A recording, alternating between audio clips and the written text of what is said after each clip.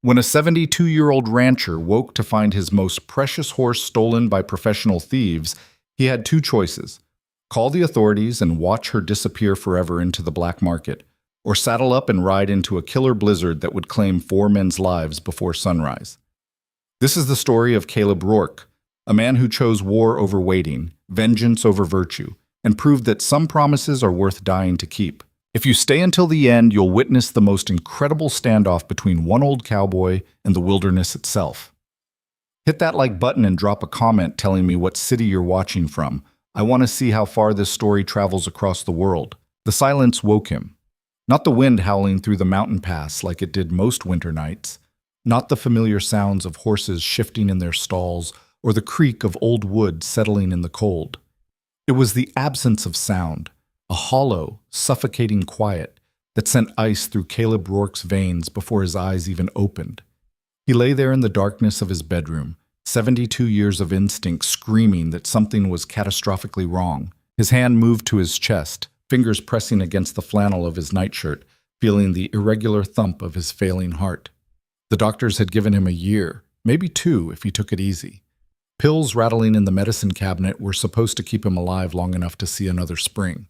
But right now, in this unnatural silence, all thoughts of his mortality vanished. Caleb swung his legs out of bed, ignoring the protest of arthritic knees and the dizziness that came from standing too quickly. The hardwood floor was ice against his bare feet as he moved to the window, pulling back the curtain with gnarled fingers that had roped cattle, mended fences, and buried his wife 15 years ago.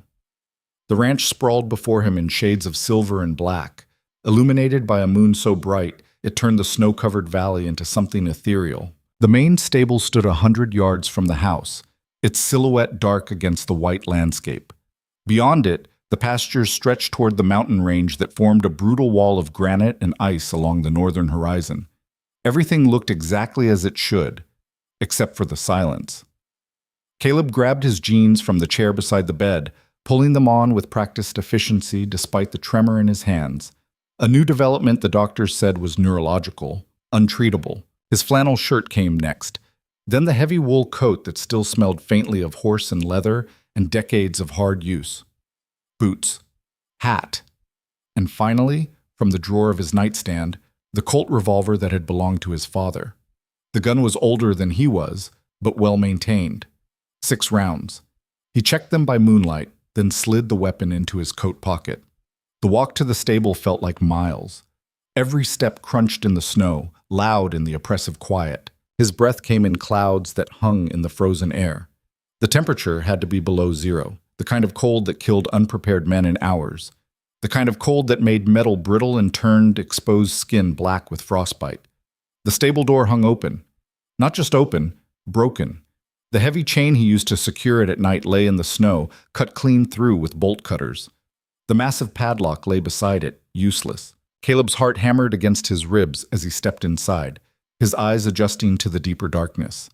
The familiar smell of hay and horse greeted him, but something else lingered beneath it: cigarette smoke, recent, and the sharp chemical tang of fear sweat.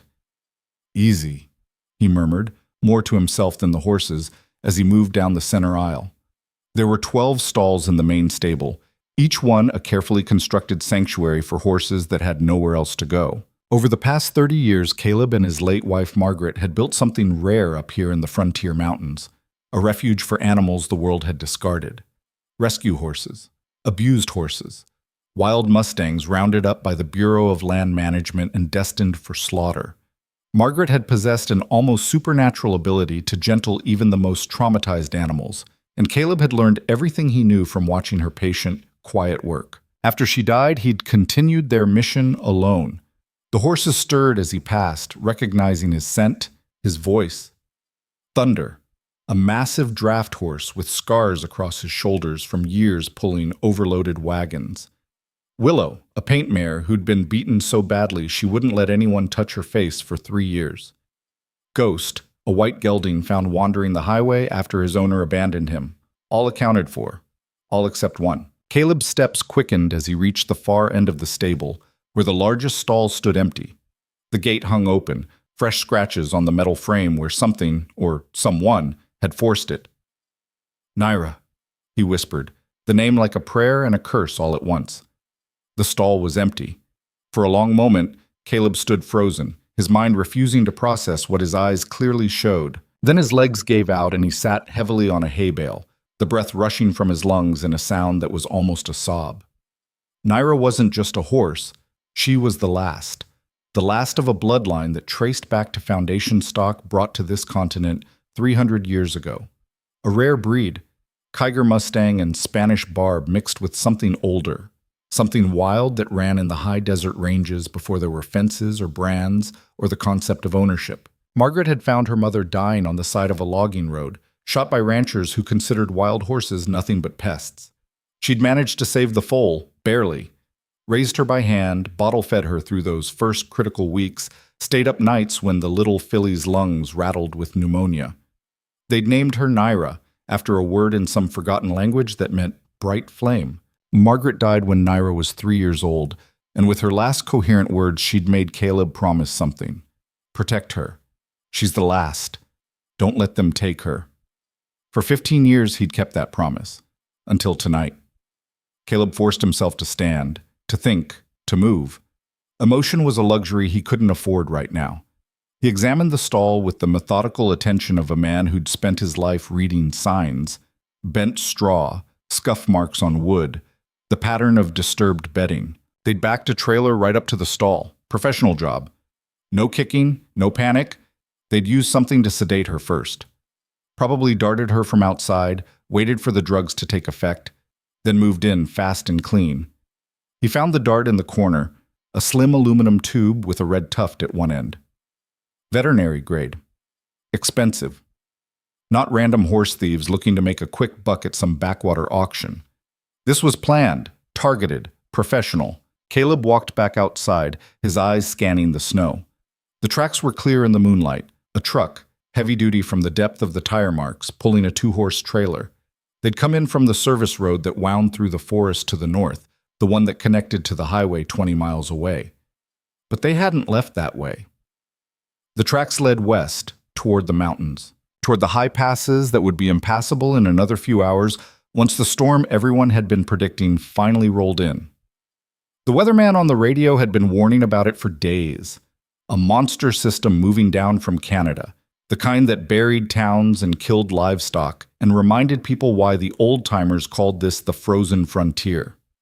No one in their right mind would head into the mountains before a storm like that, which meant whoever took Naira either had a death wish or knew something Caleb didn't. He stood in the snow, the revolver heavy in his pocket, and felt the cold settling deep into his bones. Every rational part of his brain screamed at him to call the county sheriff, to let the authorities handle this, to remember that he was a 72-year-old man with a bad heart and shaking hands.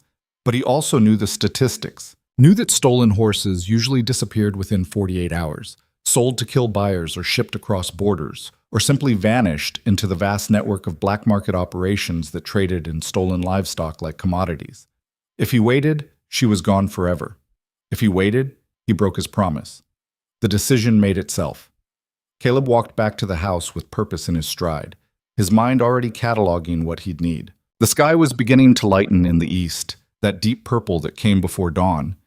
He had maybe 2 hours before full light, 2 hours before the storm hit.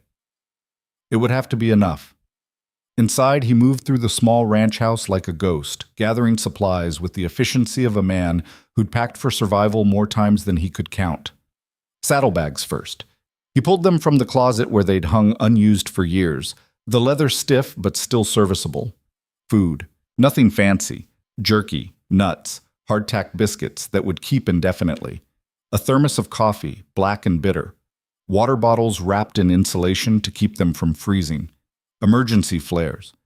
Waterproof matches. A compass and a topo map of the mountain range, marked with trails he'd ridden decades ago. His rifle came next. A Winchester lever-action .30-30 that had belonged to his father and his father before that. He loaded it with practiced hands, muscle memory overriding the tremor. Extra ammunition went into the saddlebag. Rope. Always rope. 50 feet of braided nylon that could hold 1,000 pounds. A first aid kit, though he grimly acknowledged that if things went bad enough to need it, A few bandages wouldn't make much difference. His medication. The little orange bottles rattled as he dropped them into the bag. Nitroglycerin for his heart. Aspirin, the blood thinners the doctors insisted would keep him alive. The irony wasn't lost on him. Taking pills to survive long enough to ride into a blizzard that would probably kill him anyway. But some promises mattered more than survival. He changed into thermal layers, wool over that, and finally his heavy riding coat, oiled canvas that had weathered 40 Montana winters.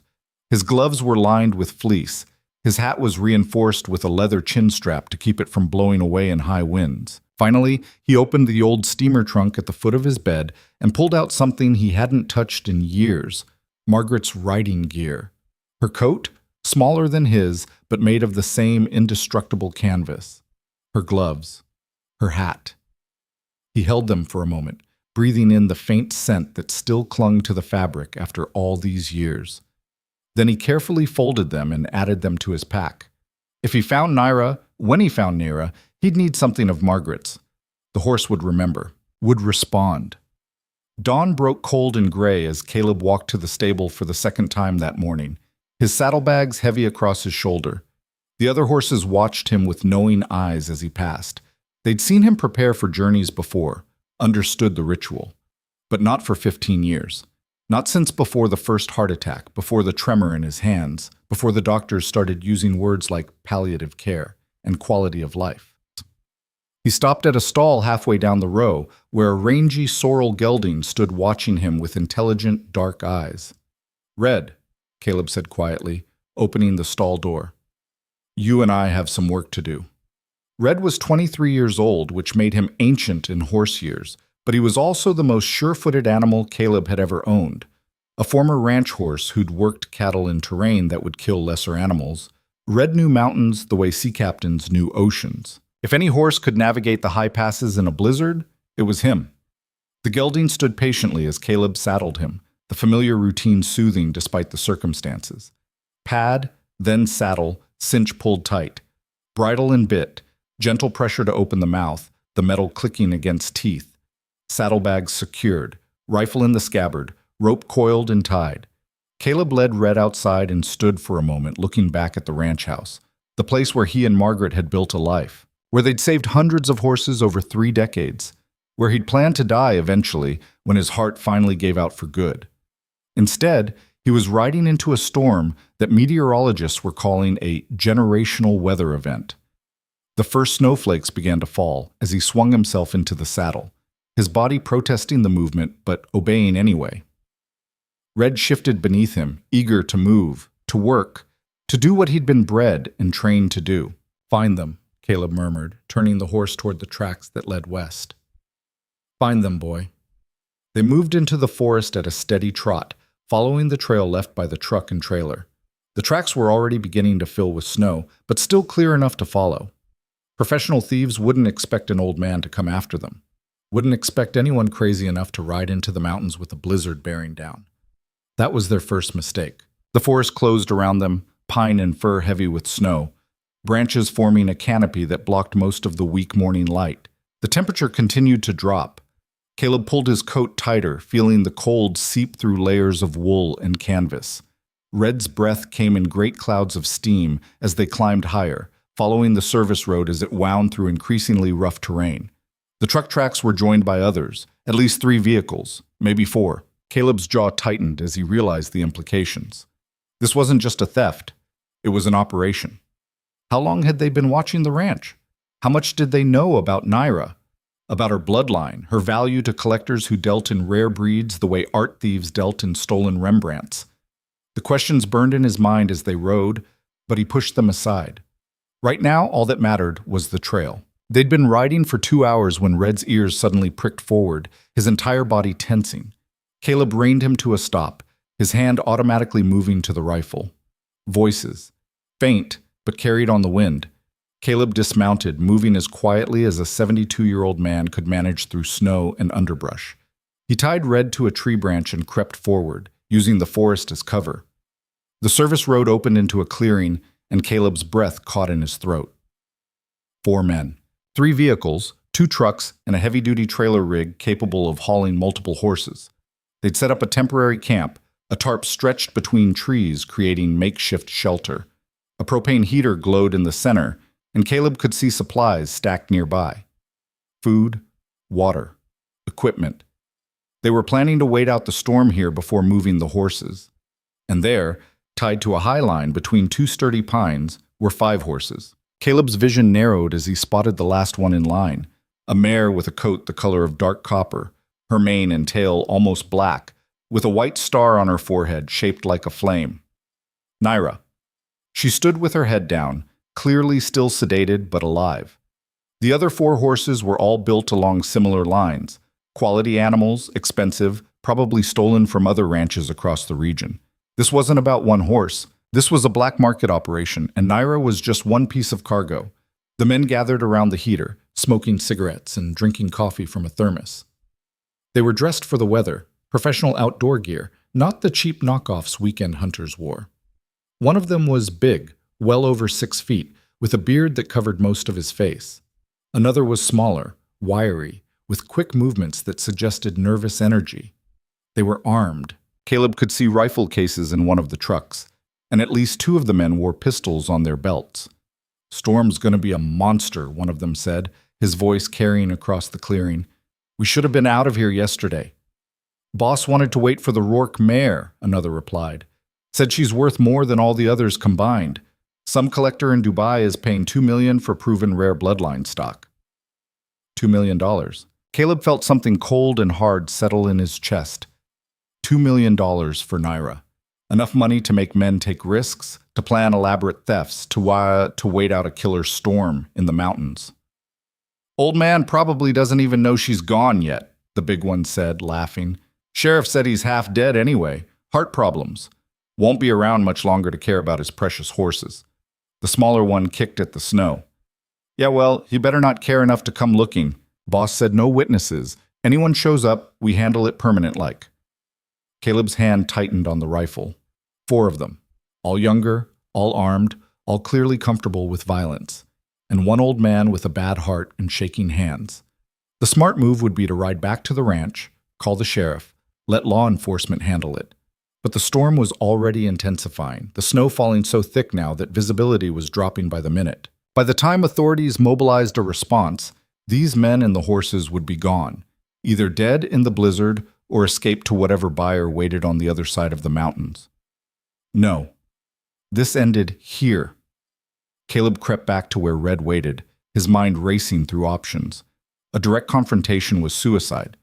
Even if he got the drop on them, even if his hands didn't shake, even if his heart held out, 4 against 1 were odds no sane man would take. But he wasn't feeling particularly sane right now. He stood beside Red, one hand on the gelding's warm neck, and looked up at the sky. The storm was building fast, the clouds roiling and dark. The temperature had dropped at least 10 degrees in the past hour. Wind was starting to pick up, that hollow, howling sound that meant whiteout conditions were coming. The mountain itself was about to become a weapon, and Caleb Rourke knew these mountains better than anyone alive. He pulled the topo map from his saddlebag, studying it by the weak light filtering through the clouds. They were approximately 3 miles from Widow's Pass, a narrow defile that was the only route through this section of the range. Beyond the pass, the trail dropped into a valley where the thieves probably had another vehicle waiting, something to take the horses the rest of the way to wherever they were going. But Widow's Pass was a death trap in bad weather. Steep walls on both sides, barely wide enough for a vehicle, with a stream at the bottom that would be frozen over but unstable. One wrong move and you were trapped. And if an avalanche started on the slopes above, Caleb felt a grim smile pulling at his lips.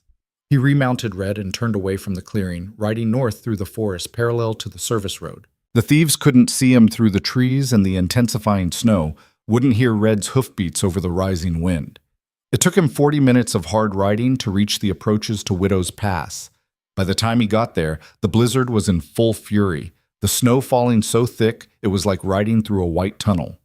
Visibility was down to maybe 20 feet. Perfect. Caleb dismounted near the entrance to the pass and tied Red securely to a cluster of trees well back from the trail, in a spot with some shelter from the wind. The gelding would wait. He was trained for it, had spent years standing patiently while Caleb worked cattle or mended fences in weather that would send most horses into panic. "Stay," Caleb commanded, and Red's ears flicked in acknowledgement. Moving on foot now, Caleb made his way to the pass entrance. The narrow defile cut through solid rock, its walls rising 30 feet on either side. The trail, barely wide enough for one vehicle, wound through it for about a quarter-mile before emerging on the far side. About halfway through, there was a bottleneck, a place where the walls narrowed even further, and a massive boulder sat near the edge of the trail. Caleb had ridden through this pass hundreds of times over the decades, knew every rock, every curve, every dangerous spot. And he knew exactly how to make it impassable. The boulder was enormous, probably weighing several tons, but it sat in a precarious position, held in place by smaller rocks and decades of settled earth. Caleb studied it through the driving snow, his engineer's mind calculating angles and leverage points. Margaret used to laugh at how he could look at any structure, fence, building, rocky outcrop, and immediately see how to take it apart. Destructive genius, she'd called him once, after he'd solved a problem with a collapsed barn by controlled demolition rather than rebuilding. The memory gave him strength as he pulled rope and a metal stake from his pack. The wind screamed through the pass now, a physical force that threatened to knock him off his feet. The temperature had to be well below zero with the wind chill. His fingers were already going numb despite the insulated gloves. Caleb worked methodically, driving the stake deep into frozen ground near the boulder, testing it for stability. Then he looped the rope around the boulder at its base, using a trucker's hitch knot to create mechanical advantage. The other end of the rope went to a sturdy pine 20 feet away, wrapped multiple times and secured. Simple physics. Ancient engineering. Pull the rope tight enough in the right direction, and the boulder would shift. Once it shifted, gravity and momentum would do the rest, sending it tumbling into the trail and creating an obstacle no vehicle could pass. But he couldn't pull it now. Had to wait until the thieves were committed to the pass, until they had no choice but to try and get through or turn back into the full force of the blizzard. Caleb retreated to a position above the trail, finding shelter behind a jumble of rocks that gave him a clear view of both the pass entrance and the boulder setup. He pulled out his rifle, checked the action one more time, and settled in to wait. The storm raged around him, snow piled up against his position. The cold was beyond brutal. It was the kind of deep-bone freeze that killed in hours. Caleb pulled Margaret's coat from his pack and wrapped it around his shoulders, adding an extra layer over his own. And he waited. The thieves came just after noon, though it was hard to tell time in the whiteout conditions.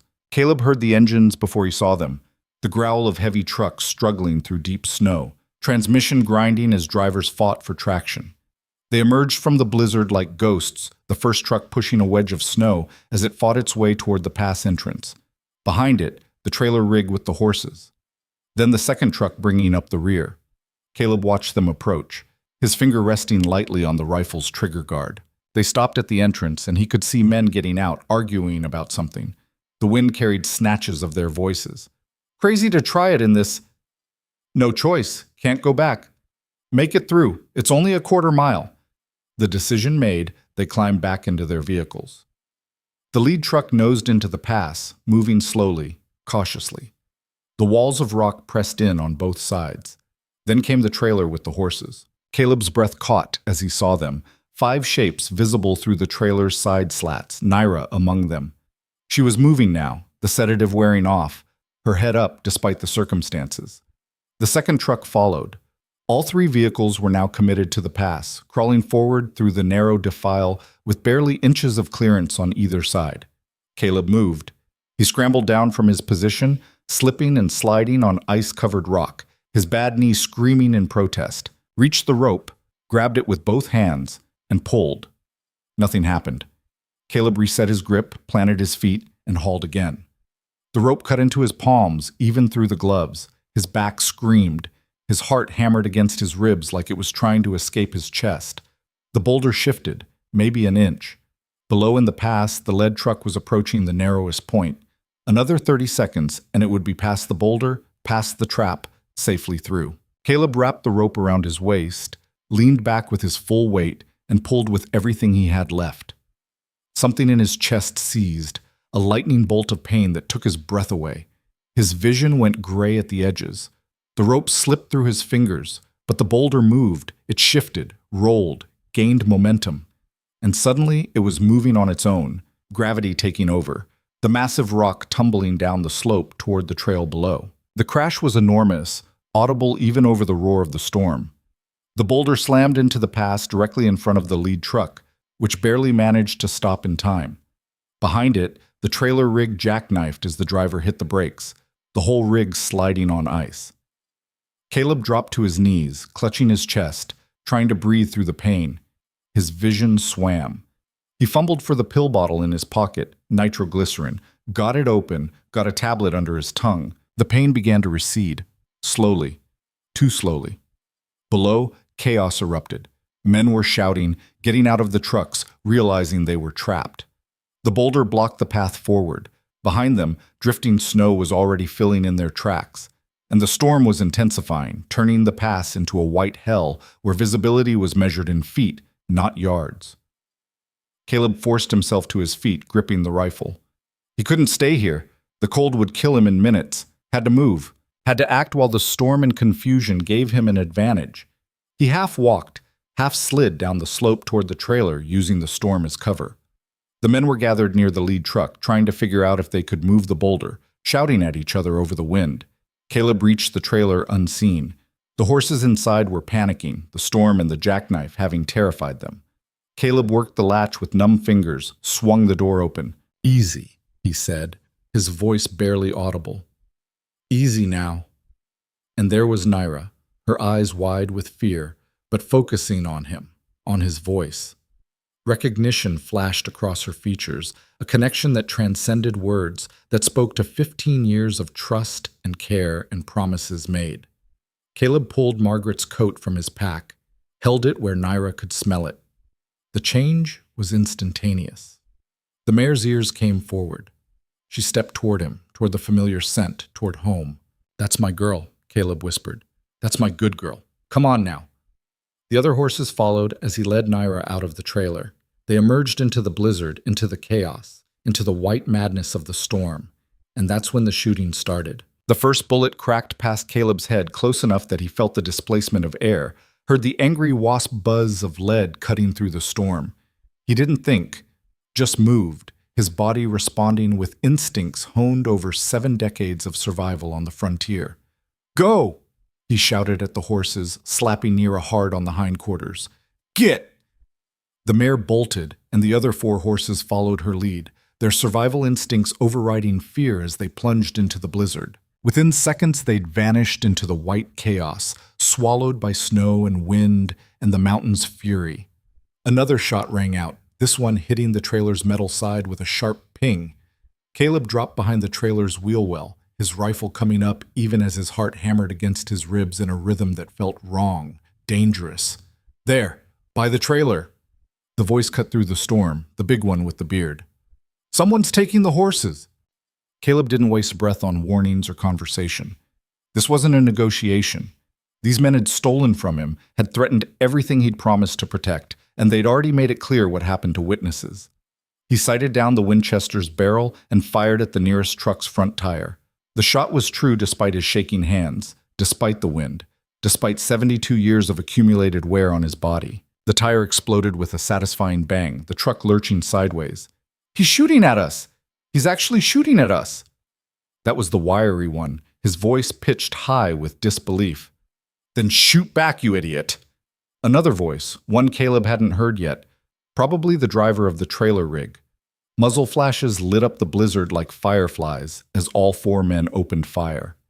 Bullets slammed into the trailer, punched through metal, shattered the side mirror 6 inches from Caleb's head. He rolled away from the wheel well, came up running in a crouch, using the storm itself as cover. The visibility was less than 10 feet now. The world had contracted to a swirling white void where sound became unreliable, where up and down lost meaning, where men could stand 5 yards apart and never see each other. Caleb used that. He circled wide, moving along the pass wall where the rock face offered some shelter from both bullets and wind. His boots slipped on ice hidden beneath the snow. His lungs burned with each breath of air so cold it felt like inhaling broken glass. Behind him, he could hear the men shouting at each other, trying to coordinate in the chaos. Where'd he go? I don't know. I can't see anything. The horses are gone. All of them. Forget the horses. Find the shooter. Caleb reached a jutting outcrop of rock and pressed himself against it, taking a moment to catch his breath. The pain in his chest had subsided to a dull ache, but his hands were shaking worse than before. He fumbled another nitroglycerin tablet under his tongue, the bitter taste familiar. He had 6 rounds left in the Winchester. The Colt in his pocket held 6 more, 12 bullets against 4 armed men who were younger, stronger, and probably had 30 or 40 rounds between them.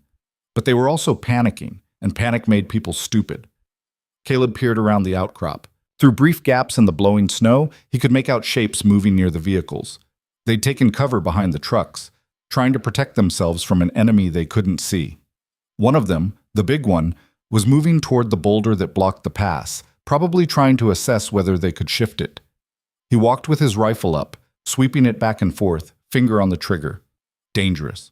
Competent. Caleb waited until the man was fully exposed, silhouetted against the white backdrop. Then he fired. The bullet took the big man in the shoulder, spinning him around. He went down hard, his rifle flying from his grip, his scream of pain audible even over the wind. "He got Bobby! Son of a bitch got Bobby!" The remaining 3 men unleashed a barrage of fire in Caleb's general direction, but their shots went wild, panic overriding training. Bullets ricocheted off rock, threw up geysers of snow, accomplished nothing except to waste ammunition and reveal their positions.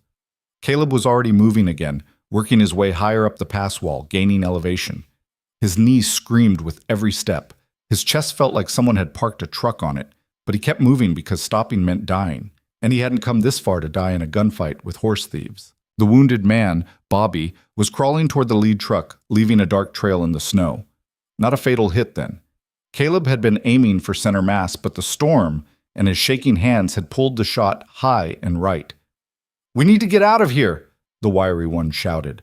"This is insane." "Go where?" the trailer driver shot back. "We're blocked in. Can't go forward, can't go back in this storm. Then we wait him out. Old bastard's got to run out of ammo eventually." Caleb smiled grimly at that. They still thought this was about ammunition, about waiting out an old man in a gunfight. They didn't understand that the real fight wasn't between him and them. It was between all of them and the mountain. The temperature was still dropping, had to be 20 below zero by now, maybe worse with the wind chill. The storm showed no signs of letting up. If anything, it was intensifying, the wind reaching speeds that could literally knock a man off his feet. Caleb had prepared for this. Heavy coat, thermal layers, insulated boots. He could survive maybe 2 hours in these conditions if he kept moving. These men? In their positions behind the trucks, stationary, burning energy through fear and adrenaline. They had maybe an hour before hypothermia started affecting their judgment, their coordination, their ability to pull a trigger. And judging by the wounded man's labored breathing, his shivering, Bobby had significantly less than that. "We have to do something." That was a new voice, younger, scared. "We can't just sit here." "Shut up, Danny," the trailer driver snapped. "You're going to give away our position." Too late. Caleb had already triangulated their locations from their voices. 2 behind the lead truck, 1 behind the trailer rig. The wounded one still crawling. He moved along the wall until he was above and behind the trailer position, looking down at a man hunched behind the rig's rear wheels. Young kid, maybe 25, with a hunting rifle that looked brand new. Danny. Caleb could have shot him, easy kill from this angle. But he'd never killed anyone in his life, and he wasn't about to start with a scared kid who'd probably been recruited into this operation with promises of easy money. Instead, he fired into the snow 2 feet from Danny's position. The kid screamed and bolted, abandoning his rifle, running blind into the storm. He made it maybe 30 feet before he slipped on ice and went down hard. Didn't get back up, just lay there, curled into a ball, sobbing. "Danny!" the wiry one called out. "Danny, get back here!" But Danny wasn't getting back anywhere. Caleb could see him from his elevated position, could see the way the kid's body was already starting to shake with the kind of violent tremors that preceded full hypothermia. The mountain was claiming its first victim, and not a shot had been fired. "This is crazy!" the wiry one shouted into the storm. "You hear me, old man? This is crazy. We can make a deal. We'll leave. Just let us go." Caleb didn't respond. Let them wonder. Let them panic. He worked his way back down to ground level, circling wide again, using the blizzard's fury as concealment. The storm was reaching its peak now, the wind howling through the pass with enough force to create actual standing waves in the blowing snow. Visibility had dropped to maybe 5 feet, whiteout conditions. The kind of weather that killed experienced mountaineers, that avalanched whole slopes, that made survival a coin flip even if you did everything right. Caleb found a sheltered spot behind a cluster of boulders and took stock. His body was failing. He could feel it in the way his heart stuttered, in the tremor that had spread from his hands up his arms, in the exhaustion that made every movement feel like pushing through concrete. He pulled out the thermos of coffee he'd packed that morning. Was it really only this morning? Felt like days ago. The coffee was still warm, barely. He drank it in small sips, feeling the liquid burn down his throat, the caffeine hitting his system like a drug. He had to end this, soon, before his body gave out completely. The sound of an engine turning over cut through the storm. Caleb's head snapped up. One of them was trying to start a vehicle, the second truck, from the sound of it. The engine caught, revved high, and Caleb realized what they were attempting. They were going to try to ram the boulder out of the way. He moved as fast as his failing body would allow, scrambling back toward the pass center. Through the snow, he could see the truck's headlights, could hear the transmission grinding as the driver dropped it into gear. The truck surged forward, rear wheels spinning, fishtailing on ice but gaining momentum. It hit the boulder at maybe 20 miles an hour. The impact was tremendous. The truck's front end crumpled. The boulder shifted, actually moved a few inches, but held its ground, too massive to be displaced by a mere vehicle. Steam hissed from the truck's ruptured radiator. The driver's door opened and a man stumbled out, blood running down his face from where he'd hit the steering wheel. The trailer driver, older than the others, maybe 50, with the look of someone who'd done hard time. His pistol was still in his belt, but he wasn't reaching for it. He was just standing there in the snow, swaying, clearly concussed. "Carl!" the wiry one called out. "Carl, you okay?" Carl didn't answer. He took 2 steps away from the truck and collapsed face first into the snow. 3 down, 1 to go. The wiry one emerged from behind the lead truck, rifle in hand, moving toward his fallen companion. He was more careful than the others had been, keeping low, using cover, his head on a swivel. This was the dangerous one. The one who'd talked about handling witnesses permanent-like. Caleb watched him approach Carl's prone form, watched him kneel down to check for a pulse, and in that moment of distraction, Caleb stepped out of concealment with his rifle raised. "Don't move." The man froze, his hand still on Carl's neck. "Drop the rifle," Caleb said. His voice came out steady despite everything. "Do it now." For a long moment, nothing happened. The wind screamed, snow swirled between them. 2 men, 15 feet apart, both armed, both freezing, both aware that the next few seconds would determine who lived and who died. The wiry man's hand twitched toward his rifle's trigger. Caleb's finger tightened on his own trigger. "I've already shot one of your friends. Don't make me shoot you too." "You're that rancher." The man's voice was tight, controlled. "Rourke, the one with the heart problems." "That's right. Sheriff said you were dying, said you wouldn't last the year." "Sheriff talks too much," yet a harsh laugh. "You rode into a blizzard with a bad heart to chase down horse thieves. That's the stupidest thing I've ever heard." "Probably," Caleb agreed. "But here we are." The man's eyes flicked to the side, assessing, calculating. "You know you're going to die out here, right? Even if you shoot me. Even if you win. You're too old, too sick. This storm's going to kill you. Maybe. But you'll be dead first." Another long pause. Then, slowly, the man laid his rifle down in the snow. "Good," Caleb said. "Now stand up. Hands where I can see them."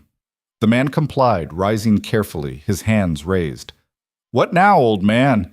You gonna march us all back to your ranch? In this?" He gestured at the storm. "We'll all be dead before we make it a mile." He wasn't wrong. The storm had reached full fury, the kind of conditions where rescue helicopters wouldn't fly, where search parties wouldn't even start looking until it passed. Going anywhere right now was suicide. But staying here wasn't much better. The temperature was still dropping. The wounded needed medical attention, and Caleb's body was running on fumes and stubborn will. "The horses," Caleb said. "Which way did they run?" The man shrugged. "Into the storm." Could be anywhere by now. Probably dead already. Caleb's jaw tightened. You better hope they're not. He heard it then, faint but distinct over the wind. A whinny. High-pitched, scared. Naira. She was calling for him. Caleb's heart, that failing organ that had brought him nothing but trouble for years, suddenly felt full to bursting. She hadn't run, hadn't fled to save herself. She was out there in the storm, waiting, trusting that he would come. Sit down, Caleb ordered the wiry man. I had to check on your friends. Keep them alive if you can. And you? I'm getting my horses. You're insane, Caleb smiled, though there was no humor in it. Yeah, I've been told that. He backed away, keeping his rifle trained on the man until the blowing snow swallowed him from view. Then he turned and moved toward the sound of Naira's voice, toward the promise he'd made 15 years ago to a dying woman who'd loved horses more than anything else in the world. The storm tried to kill him with every step. Wind hit him like physical blows, trying to knock him down. Snow drove into his face hard enough to draw blood. The cold was beyond brutal. It was absolute, the kind of deep freeze that made metal brittle and turned exposed skin black in minutes. Caleb wrapped his scarf across his face and pushed forward, following Naira's calls. She was smart enough to keep calling, giving him a beacon to follow through the white void. He found her in a small depression maybe 50 yards from the pass, surrounded by the other 4 horses. They'd instinctively formed a circle, heads to the center, using each other's body heat for warmth. Basic herd behavior, survival instinct as old as the species itself. Naira broke from the group when she saw him, pushing through the snow to reach him. She pressed her massive head against his chest, nearly knocking him over, and Caleb wrapped his arms around her neck. I know, girl, he murmured into her mane. I know. We're going home. But as he said it, he realized the impossibility of that statement. Going home meant traveling 20 miles through the worst blizzard in a generation, meant navigating treacherous terrain in zero visibility, meant doing it all while his body was shutting down, while his heart stuttered like an engine running out of fuel. They needed shelter, needed it now. Caleb pulled out his topo map, tried to read it in the failing light and blowing snow. His position was maybe half a mile from a feature marked on the map as Harlan's Cave, a natural formation carved into the mountainside by ancient glaciers. Margaret and he had used it once, decades ago, when a sudden storm caught them during a summer ride. If it was still there, if he could find it, if they could reach it before the cold killed them all. Too many ifs. But it was the only option that didn't end with frozen corpses scattered across the mountain. Come on, he said to Naira, gathering her lead rope. Stay close. The other horses followed, their survival now tied to his. 5 stolen horses and 1 dying man, moving through a storm that had probably already killed the thieves back at the pass.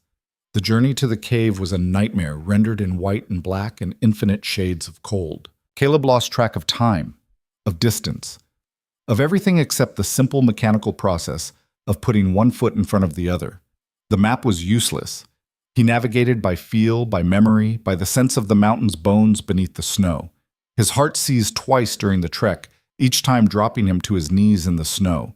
Each time he thought, this is it, this is where I die. But each time Naira was there, her warm breath on his face, her solid presence giving him something to hold on to, something to pull himself up by. The horses sensed his weakness. They pressed close, forming a moving wall of horseflesh that blocked the worst of the wind, that shared what warmth they could spare. When Caleb finally saw the dark mouth of the cave opening in the mountainside, he almost wept with relief. Almost.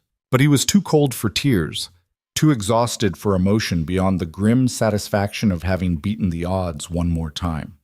The cave entrance was half buried in snow, but wide enough for the horses to enter single file.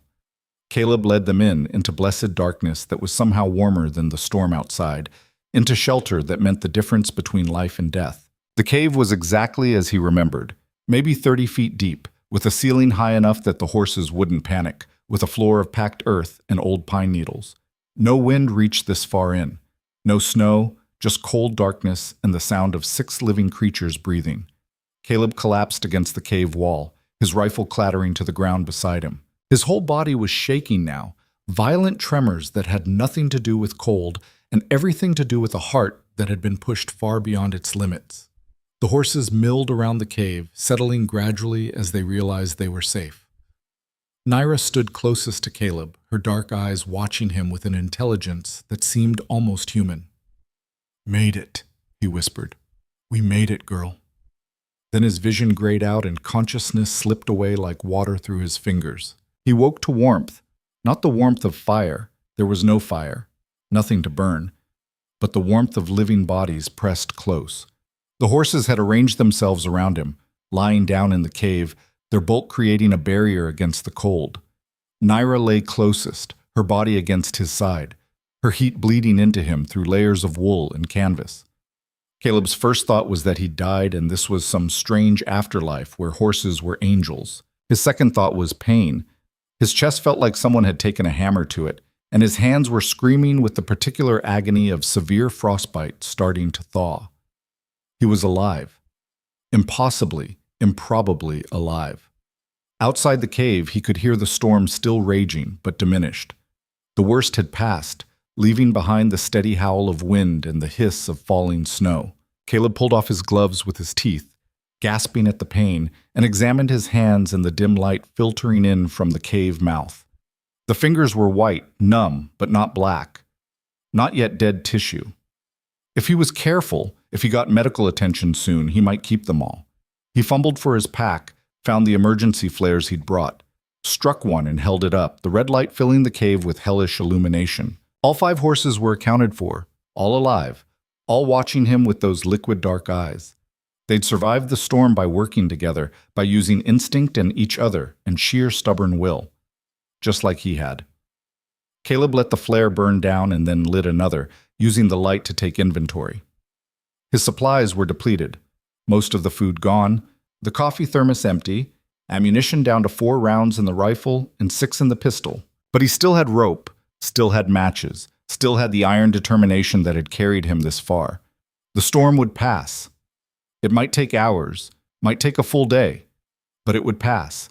And when it did, he would get these horses home. All of them. Because that was the promise. Not just to save Naira, but to protect all horses that needed protecting, to be a sanctuary in a world that treated animals as commodities. He thought about the thieves back at the pass, wondered if they'd survived the night. Part of him hoped they had. Hoped they'd learned something about the cost of greed, about the foolishness of challenging the mountain. But mostly, he just didn't care. They'd made their choices. Now they'd live or die by them. Caleb leaned back against Naira's warm flank and closed his eyes. Sleep pulled at him, dangerous in these conditions, but his body demanded it. Just a few minutes, just enough to gather strength for the journey home. The mare's heartbeat was steady against his back, a counterpoint to his own irregular rhythm. 2 hearts, 2 different species, 2 survivors who'd found each other in the storm and refused to let go. As consciousness faded again, Caleb's last thought was of Margaret, of the promise he'd made, of the legacy they'd built together in this harsh and beautiful frontier.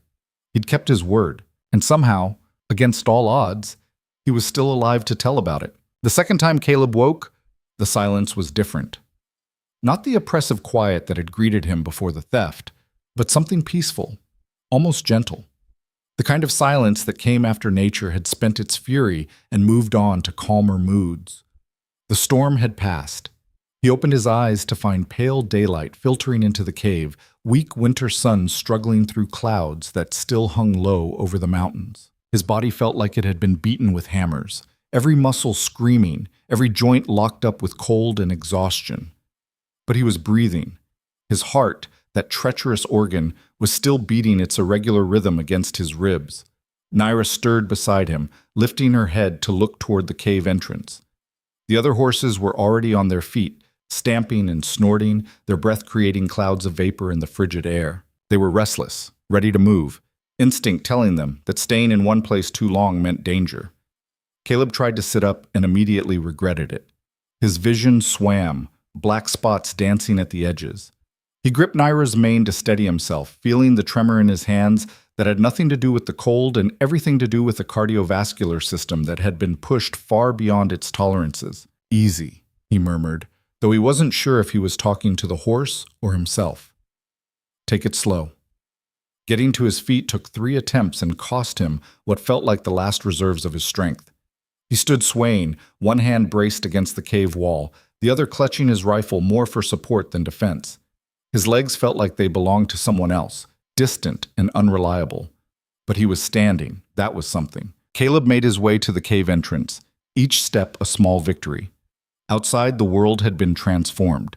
Snow lay in drifts 6 feet deep in places, sculpted by the wind into fantastic shapes that caught the weak sunlight and threw it back in diamond sparkles. The sky was clearing to the east, bands of blue showing between the clouds. And the temperature was rising.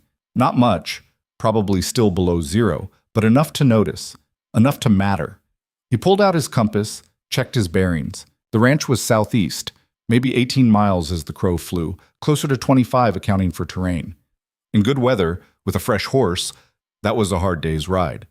In these conditions, with his body failing and 5 horses to manage, it might as well have been 1,000 miles.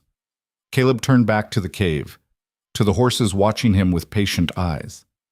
They were waiting for him to lead, to make the decisions that would determine whether they lived or died. The weight of that responsibility settled on his shoulders like a physical thing. "All right," he said quietly, "here's what we're going to do."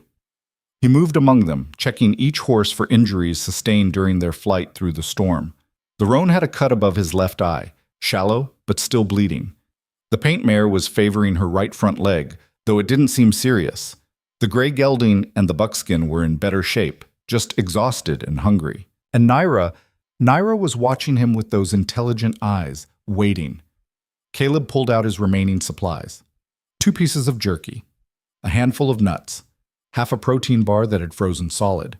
He divided the food between the horses, watching them nose at the meager portions with something like guilt twisting in his gut. Not enough. Not nearly enough for animals that had been drugged, stolen, and driven through a blizzard. They needed grain, hay, water. They needed rest and warmth and veterinary care. They needed to get home. He saved nothing for himself. His appetite had disappeared somewhere between the gunfight and the hypothermia, replaced by a gnawing nausea that made the thought of food repulsive. The canteen of water he'd brought was frozen solid despite the insulation. Caleb gathered snow in his hands, packed it into balls, and held them against his body until they melted enough for the horses to drink from his cupped palms. It took forever and left his hands aching with renewed cold, but the horses needed water more than he needed functioning fingers. When the last horse had drunk its fill, Caleb checked his rifle. 4 rounds left. He chambered one, knowing he might need it for mercy rather than defense. If a horse went down out here, broke a leg in the deep snow, or simply gave out from exhaustion, the kindest thing would be a bullet. But he pushed that thought away. They'd all come this far together. They were going home together. The question was how. Caleb studied the terrain visible from the cave entrance. The storm had obliterated all trails, filled every path with snow that would be chest deep on him, belly deep on the horses. Going back the way they'd come meant passing through Widow's Pass, where the thieves might still be alive, might still be armed and angry. But there was another way, an old game trail he had used 30 years ago, before his knees went bad and common sense started outweighing adventure. It ran along the ridge above the pass, following the spine of the mountain before dropping down into a valley that connected to the service road 5 miles from his ranch.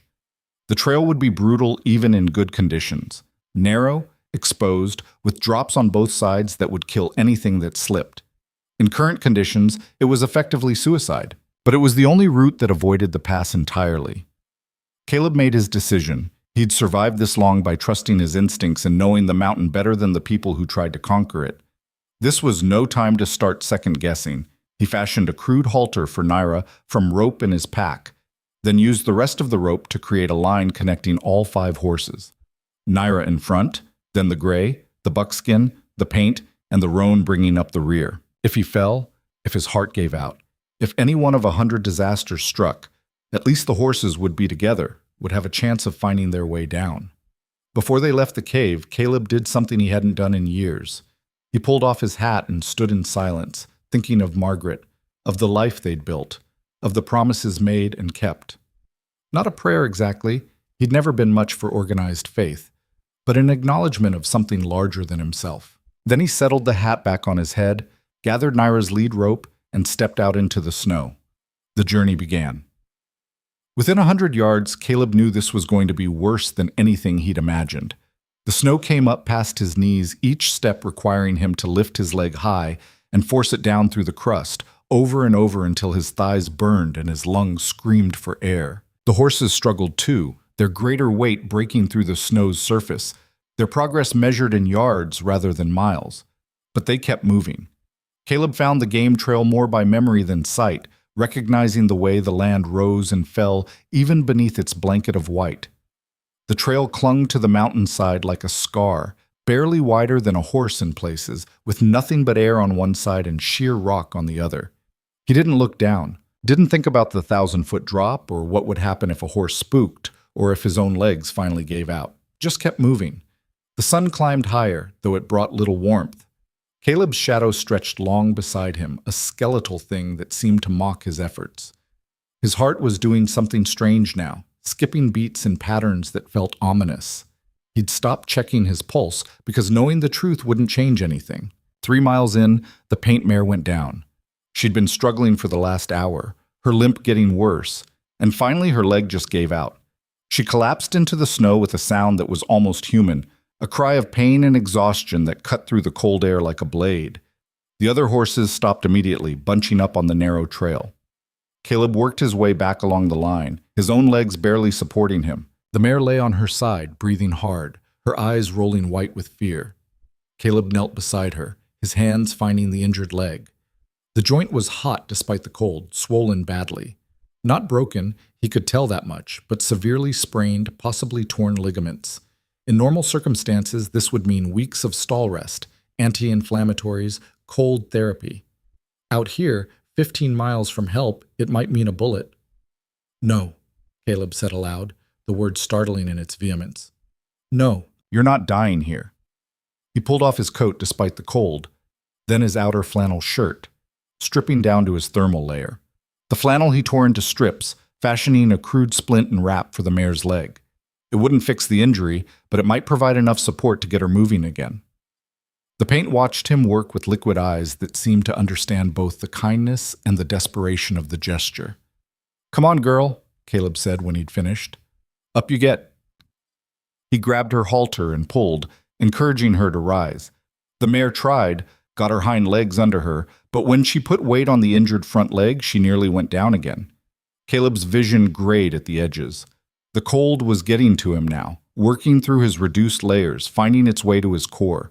He needed his coat back, needed to keep moving, needed to make an impossible decision about whether to leave the mare behind or risk all of them trying to save her. Then Naira did something remarkable.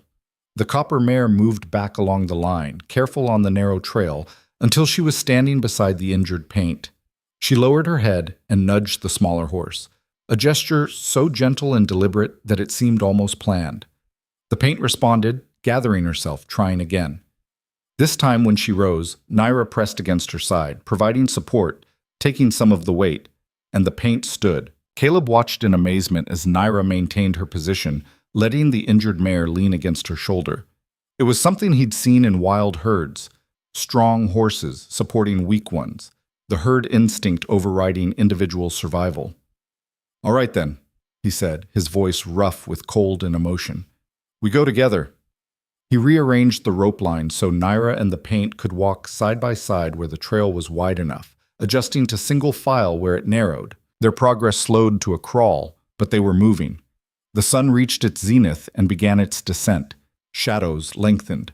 The temperature started dropping again as afternoon stretched toward evening. Caleb pulled his coat back on, shivering violently, knowing that if they didn't reach shelter before dark, they were all going to die out here. His mind began to play tricks on him. He saw Margaret walking ahead on the trail, her coat flapping in a wind that didn't exist, looking back over her shoulder and smiling.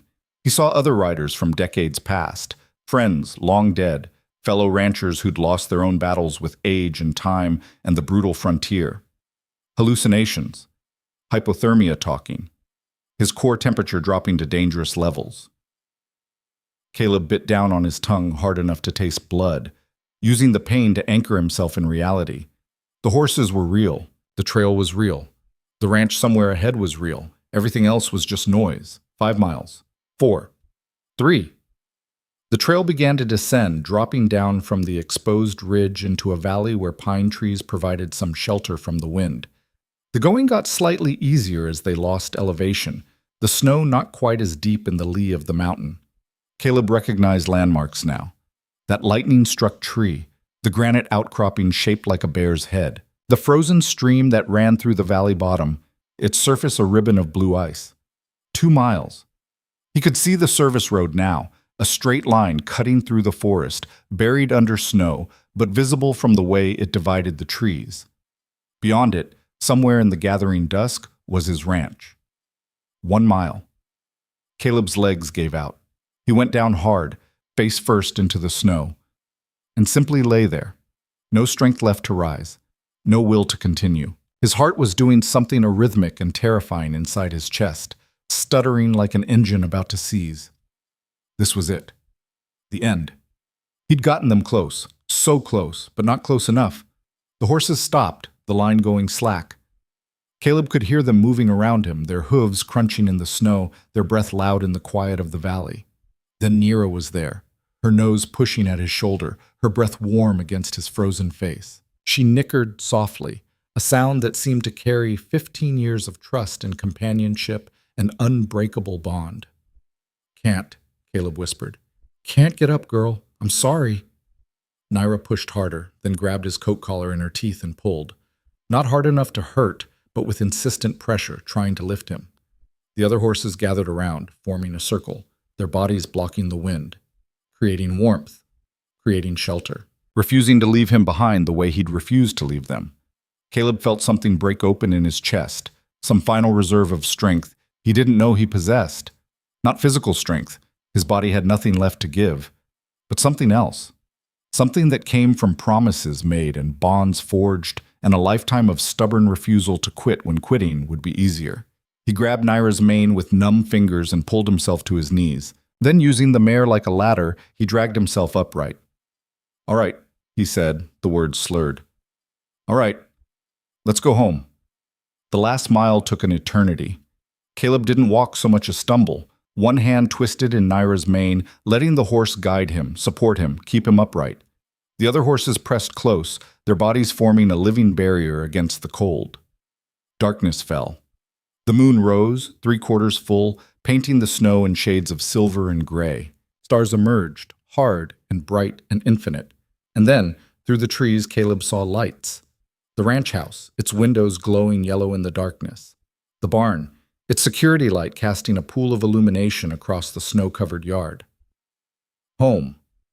The horses sensed it too. Their pace quickened despite their exhaustion, ears pricked forward, responding to some instinct that told them safety lay ahead. They emerged from the forest into the cleared land around the ranch, and Caleb saw something that made him stop in his tracks.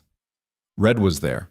His gelding stood in the paddock nearest the house, watching their approach with calm eyes. Somehow the horse had made it home through the storm, had survived the blizzard and found his way back. And standing in the doorway of the ranch house, a phone pressed to her ear, was a woman Caleb recognized as his neighbor from 10 miles south, Ellen Briggs, who checked on him weekly since his last heart attack. She saw them and her mouth fell open.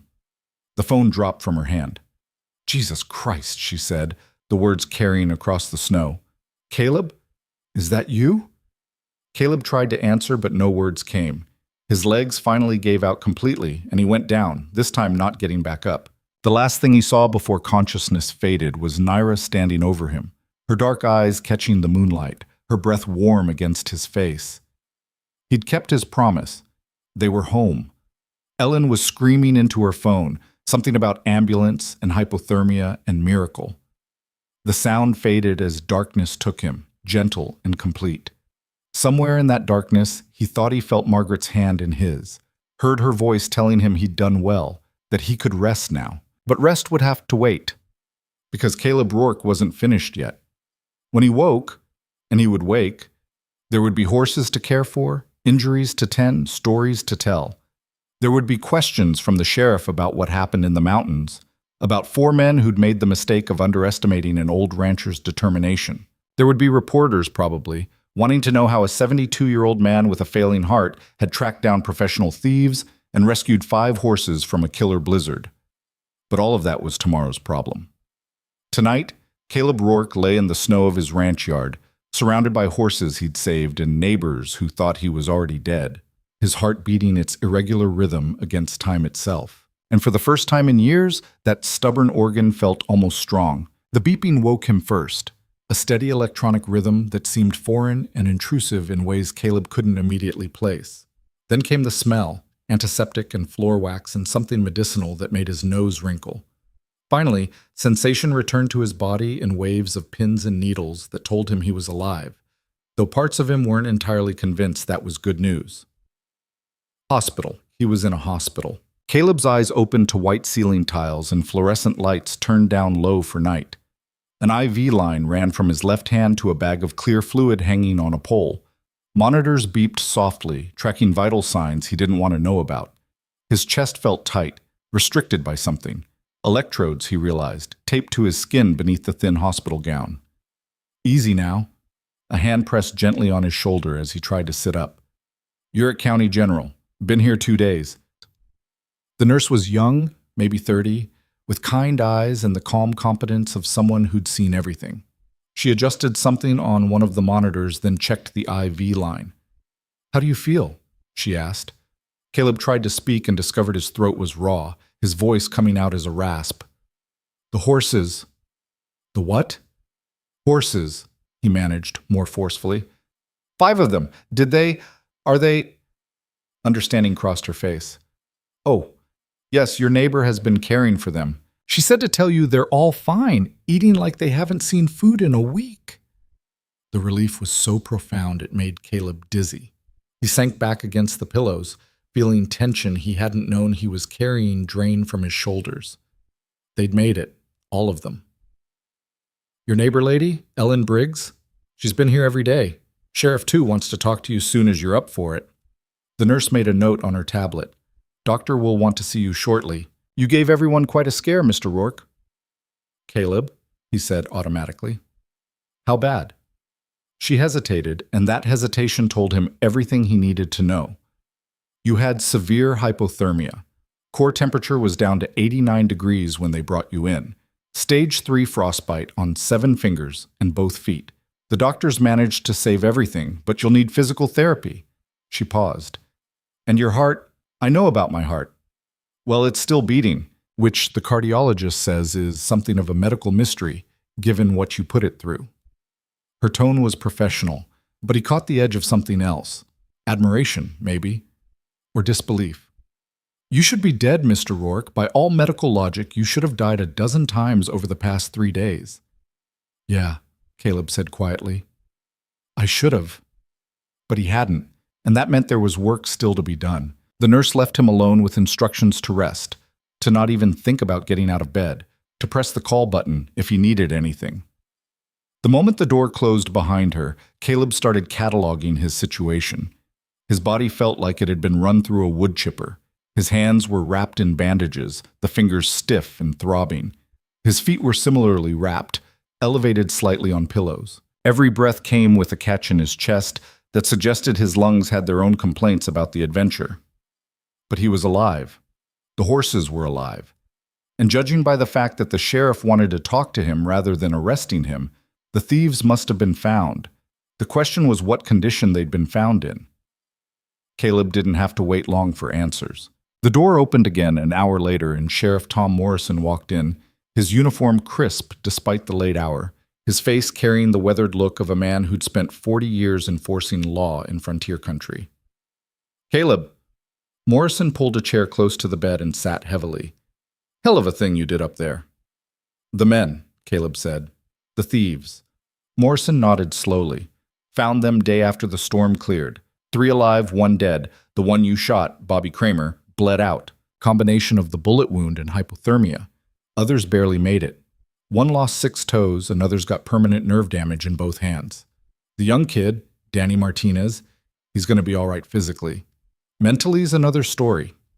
Caleb absorbed this information without emotion. He'd shot a man, and that man had died. He should feel something, guilt, remorse, horror. But all he felt was a weary acceptance. Bobby Kramer had made choices that led to his death, same as Caleb had made choices that led to his survival. "They talking?" Caleb asked. "Singing like a choir." Morrison leaned back in the chair. "Whole operations unraveling. They were part of a network running stolen horses through 5 states, selling to private collectors and foreign buyers. Your mare, Naira, she was going to Dubai like they said. $2.3 million sale, already arranged."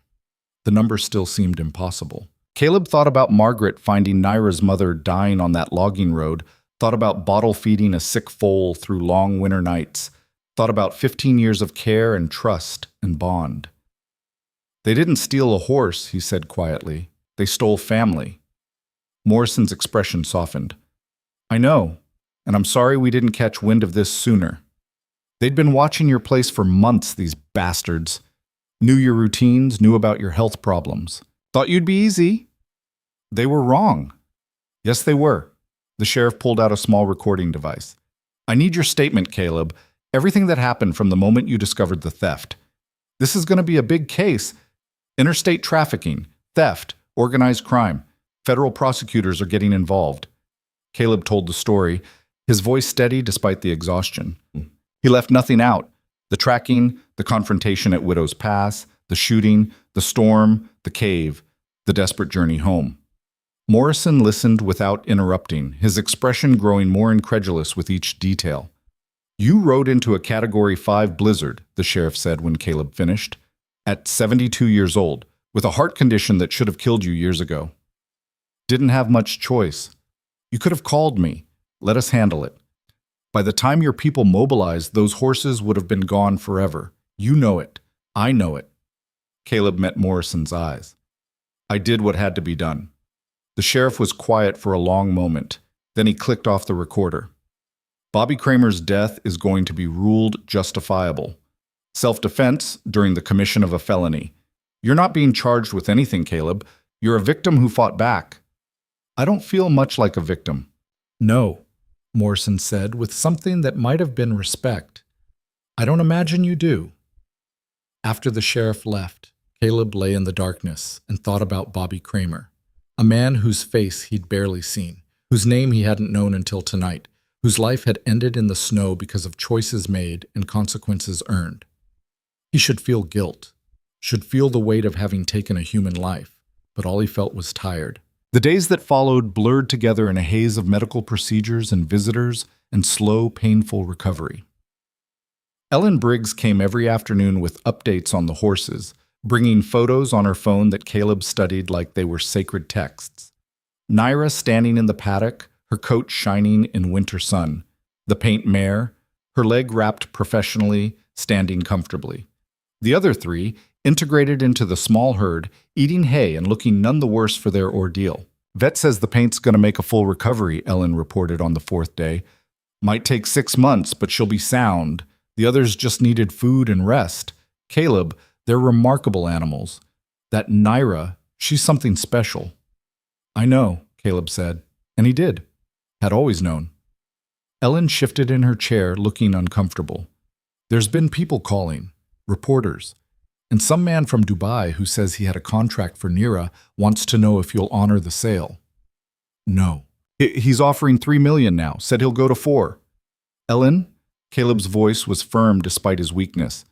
"I don't care if he offers $10 million. Naira's not for sale. She never was. She never will be." His neighbor smiled, relief evident on her face. "Good. I was hoping you'd say that. I already told him where he could stick his offer, but I wanted to check with you first."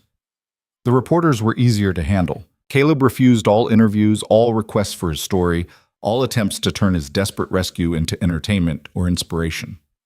What happened on that mountain was between him, the horses, and the memory of his wife. It wasn't content for the evening news, but word spread anyway. The story was too dramatic to contain. Elderly rancher tracks down professional thieves, survives killer blizzard, brings home 5 stolen horses. Within a week, it had gone regional, then national. Caleb Rourke became a name people recognized, a symbol of something the modern world seemed to crave. Courage, determination, the willingness to risk everything for a promise made. He hated every minute of it. On the 8th day, Dr. Sarah Chen came to his room with test results and an expression that Caleb had learned to read as bad news delivered with professional gentleness. "Your heart took significant damage," she said, pulling up chair. She was young for a cardiologist, maybe 40, with steady hands and eyes that had seen too many people die. "The strain you put it through, the extreme cold, the physical exertion, the stress, it accelerated the deterioration we'd been tracking." "How long?" Caleb asked, cutting through the preamble. Dr. Chen didn't insult him by pretending to misunderstand. 6 months, maybe. Could be less. Could be a year if you're careful, if you take your medications, if you avoid any strenuous activity. What if I don't want to be careful? Then probably 3 months. Maybe less. She leaned forward. "Mr. Rourke, you have advanced heart failure. Your ejection fraction is down to 20%. You're a candidate for transplant, but given your age and other factors, you're not high on the list. The best we can do is manage your symptoms and give you whatever time is left." Caleb nodded slowly. It wasn't news, not really. He'd known since the first heart attack 5 years ago that he was living on borrowed time. The mountain had just accelerated the debt coming due. "Can I go home?" he asked. "Not yet. We need to stabilize you first, make sure the frostbite is healing properly. Another week, maybe 2. "I need to go home, doctor. The horses are being well cared for by your neighbor. Mr. Rourke, I understand your attachment to your animals, but if you leave now, you'll likely die within days. Is that what you want?" He thought about it, really considered the question. Dying in a hospital bed versus dying in his own home, surrounded by the life he'd built. It wasn't much of a choice. "I want," Caleb said carefully, "to spend what time I have left doing something that matters. And dying slowly in a hospital bed doesn't qualify." Dr. Chen looked at him for a long moment. Then she did something unexpected. She smiled. "You're a stubborn man, Mr. Rourke." "Yes, ma'am, I am. All right, here's my offer. You stay 1 more week. Let us make sure you're stable enough to function at home. Let the physical therapist work with you on managing with the reduced sensation in your extremities. Take the medications we prescribe, all of them on schedule." She paused. "And in return, I'll sign your discharge papers and set you up with home health visits twice a week." It was better than he'd hoped for. Caleb extended his bandaged hand. "Deal." The week crawled by with excruciating slowness. Physical therapy was torture, learning to grip things with fingers that had limited sensation, learning to walk on feet that felt like blocks of wood, learning the limitations of a body that had reached the end of its warranty. But Caleb endured because endurance was what he did best. His room became a way station for an unlikely parade of visitors. Ellen came daily with updates and photos. Sheriff Morrison stopped by twice more, bringing news that the federal case against the trafficking network was building momentum. Even the nurse who'd first attended him, whose name he learned was Rebecca, would sit and talk with him during her breaks, fascinated by the story of the rescue, even though she'd heard it 6 times. On the evening of his 13th day in the hospital, a visitor arrived that Caleb hadn't expected. The wiry thief, whose name was Carl Hendricks, shuffled into the room wearing an orange jumpsuit and ankle chains, accompanied by 2 deputies. His hands were still bandaged, wrapped in gauze that covered the permanent nerve damage the storm had inflicted. 5 minutes, one of the deputies said, taking up position by the door. Hendricks stood at the foot of Caleb's bed, his expression unreadable. For a long moment, neither man spoke. "They told me you shot Bobby," Hendricks finally said. "That he bled out in the pass." "He was shooting at me first," Caleb replied evenly. Yeah, he was." Hendricks looked down at his ruined hands. "I'm going away for a long time. Federal charges, state charges. Lawyer says I'm looking at 15 years minimum. Danny and Carl, they might get less, but me? I was the organizer. I recruited them. I knew what we were doing was wrong, and I did it anyway." "Why are you here?" Hendricks met his eyes. "To say I'm sorry. Not for the legal consequences, I earned those, but for what we tried to take from you. Rebecca the nurse, she told me about your wife, about how you found that mare's mother dying, how you raised her, what she meant to you." He swallowed hard. "We didn't see her as family. We saw dollars, and that makes us worse than thieves. That makes us human," Caleb interrupted quietly. "It makes you human, greedy and short-sighted, but human." You could have left us to die up there. The storm would have killed us all. You could have taken your horses and ridden away and nobody would have blamed you. No, Caleb said. I couldn't have. Why not? It was a good question. Caleb thought about it, about the moment he'd fired into the snow instead of at Danny, about the choice to warn them rather than kill them, about the humanity he'd maintained even when rage and righteousness would have justified anything. Because, he said slowly, the moment you start treating life as disposable, any life, you become the thing you're fighting against. Those horses aren't commodities, but neither are people, even people who make terrible choices. Hendricks nodded slowly. I'm glad you survived, Mr. Rourke. I'm glad the horses survived. And I'm sorry Bobby didn't. He was a bad man in a lot of ways, but he didn't deserve to die in the snow. No, Caleb agreed. He didn't. After Hendricks was escorted out, Caleb lay in the darkness and thought about forgiveness, about justice, about the complex mathematics of right and wrong. He'd killed a man, crippled others, destroyed lives in the service of saving horses, but he'd also kept a promise, had honored a bond, had proven that some things mattered more than survival. Whether that balance sheet came out positive or negative, he honestly didn't know. On the morning of his discharge, Caleb dressed himself in clothes Ellen had brought from the ranch. Clean jeans, a flannel shirt, his old coat with the bullet hole in the shoulder that he'd asked her not to repair. The bandages on his hands had been reduced to wraps on 3 fingers. His feet were still sensitive, but he could walk without assistance. Doctor. Chen came to give him final instructions. A pharmacy bag full of medications, a schedule for home health visits, strict orders about activity levels, and warning signs to watch for. You understand, she said seriously, that another event like the one in the mountains will kill you. Your heart can't take it. It's already operating at the edge of failure. I understand, Caleb said. Do you? Because I'm not sure you do. I'm not sure you appreciate how close to death you actually are. Caleb looked at her, this young doctor who'd spent years learning to keep people alive, who saw death as the enemy to be fought at all costs. Doctor, I've been close to death more times than I can count. Grew up on this frontier when it was still wild enough to kill you for small mistakes. Broke bones, survived infections, buried friends and family. I've been intimate with death for 7 decades. We're old acquaintances. That doesn't mean you should go looking for it. No, he agreed, but it does mean I'm not afraid of it anymore. Ellen drove him home in her pickup truck, chattering nervously about the ranch, the horses, the arrangements she'd made for his care.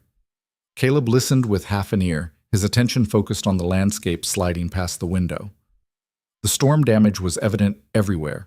Trees down, power lines being repaired, roofs caved in under the weight of snow. The county was still digging out, still assessing the toll. 14 people had died during the blizzard, the news reported. Dozens more had been injured. It would be remembered as one of the worst storms in frontier history. And Caleb had ridden into it deliberately, chasing horses and promises. The ranch appeared ahead, the house and barn looking exactly as he'd left them 2 weeks ago, except for one detail. In the paddock nearest the house, 5 horses stood watching their approach. Thunder and Willow and Ghost, the permanent residents. Red, the gelding who'd found his way home through the storm. And Naira, her copper coat gleaming in the winter sun, her dark mane lifting in the breeze. Ellen stopped the truck, and Caleb climbed out slowly, his body protesting but obeying. He walked to the fence, his bandaged hands gripping the rail. Naira recognized him immediately. She crossed the paddock at a trot, her movements fluid and strong. No lingering effects from the sedative or the storm. She reached the fence and pressed her head against Caleb's chest, the gesture so familiar it made his throat tighten. Hey, girl, he said softly, his fingers finding the white star on her forehead. We made it. Ellen stood beside him, her own eyes suspiciously bright. She's been watching for you. Every day, every time a vehicle comes down the road, she watches. Like she knew you were coming back. She knew, Caleb said with certainty. She knew. The other 4 rescued horses were integrated into the herd now, eating hay alongside the permanent residents, their trauma already fading into memory. The paint mare's leg was healing well, the wrap professional and clean. All 5 looked healthy, content, safe, exactly as they should be. Ellen, Caleb said quietly, thank you for everything, for caring for them, for visiting me, for not giving up when I imagined it would have been easier to just call it done. His neighbor wiped at her eyes. Your family, Caleb. You and Margaret, you were there when my husband died, when I didn't know how I'd keep the ranch going.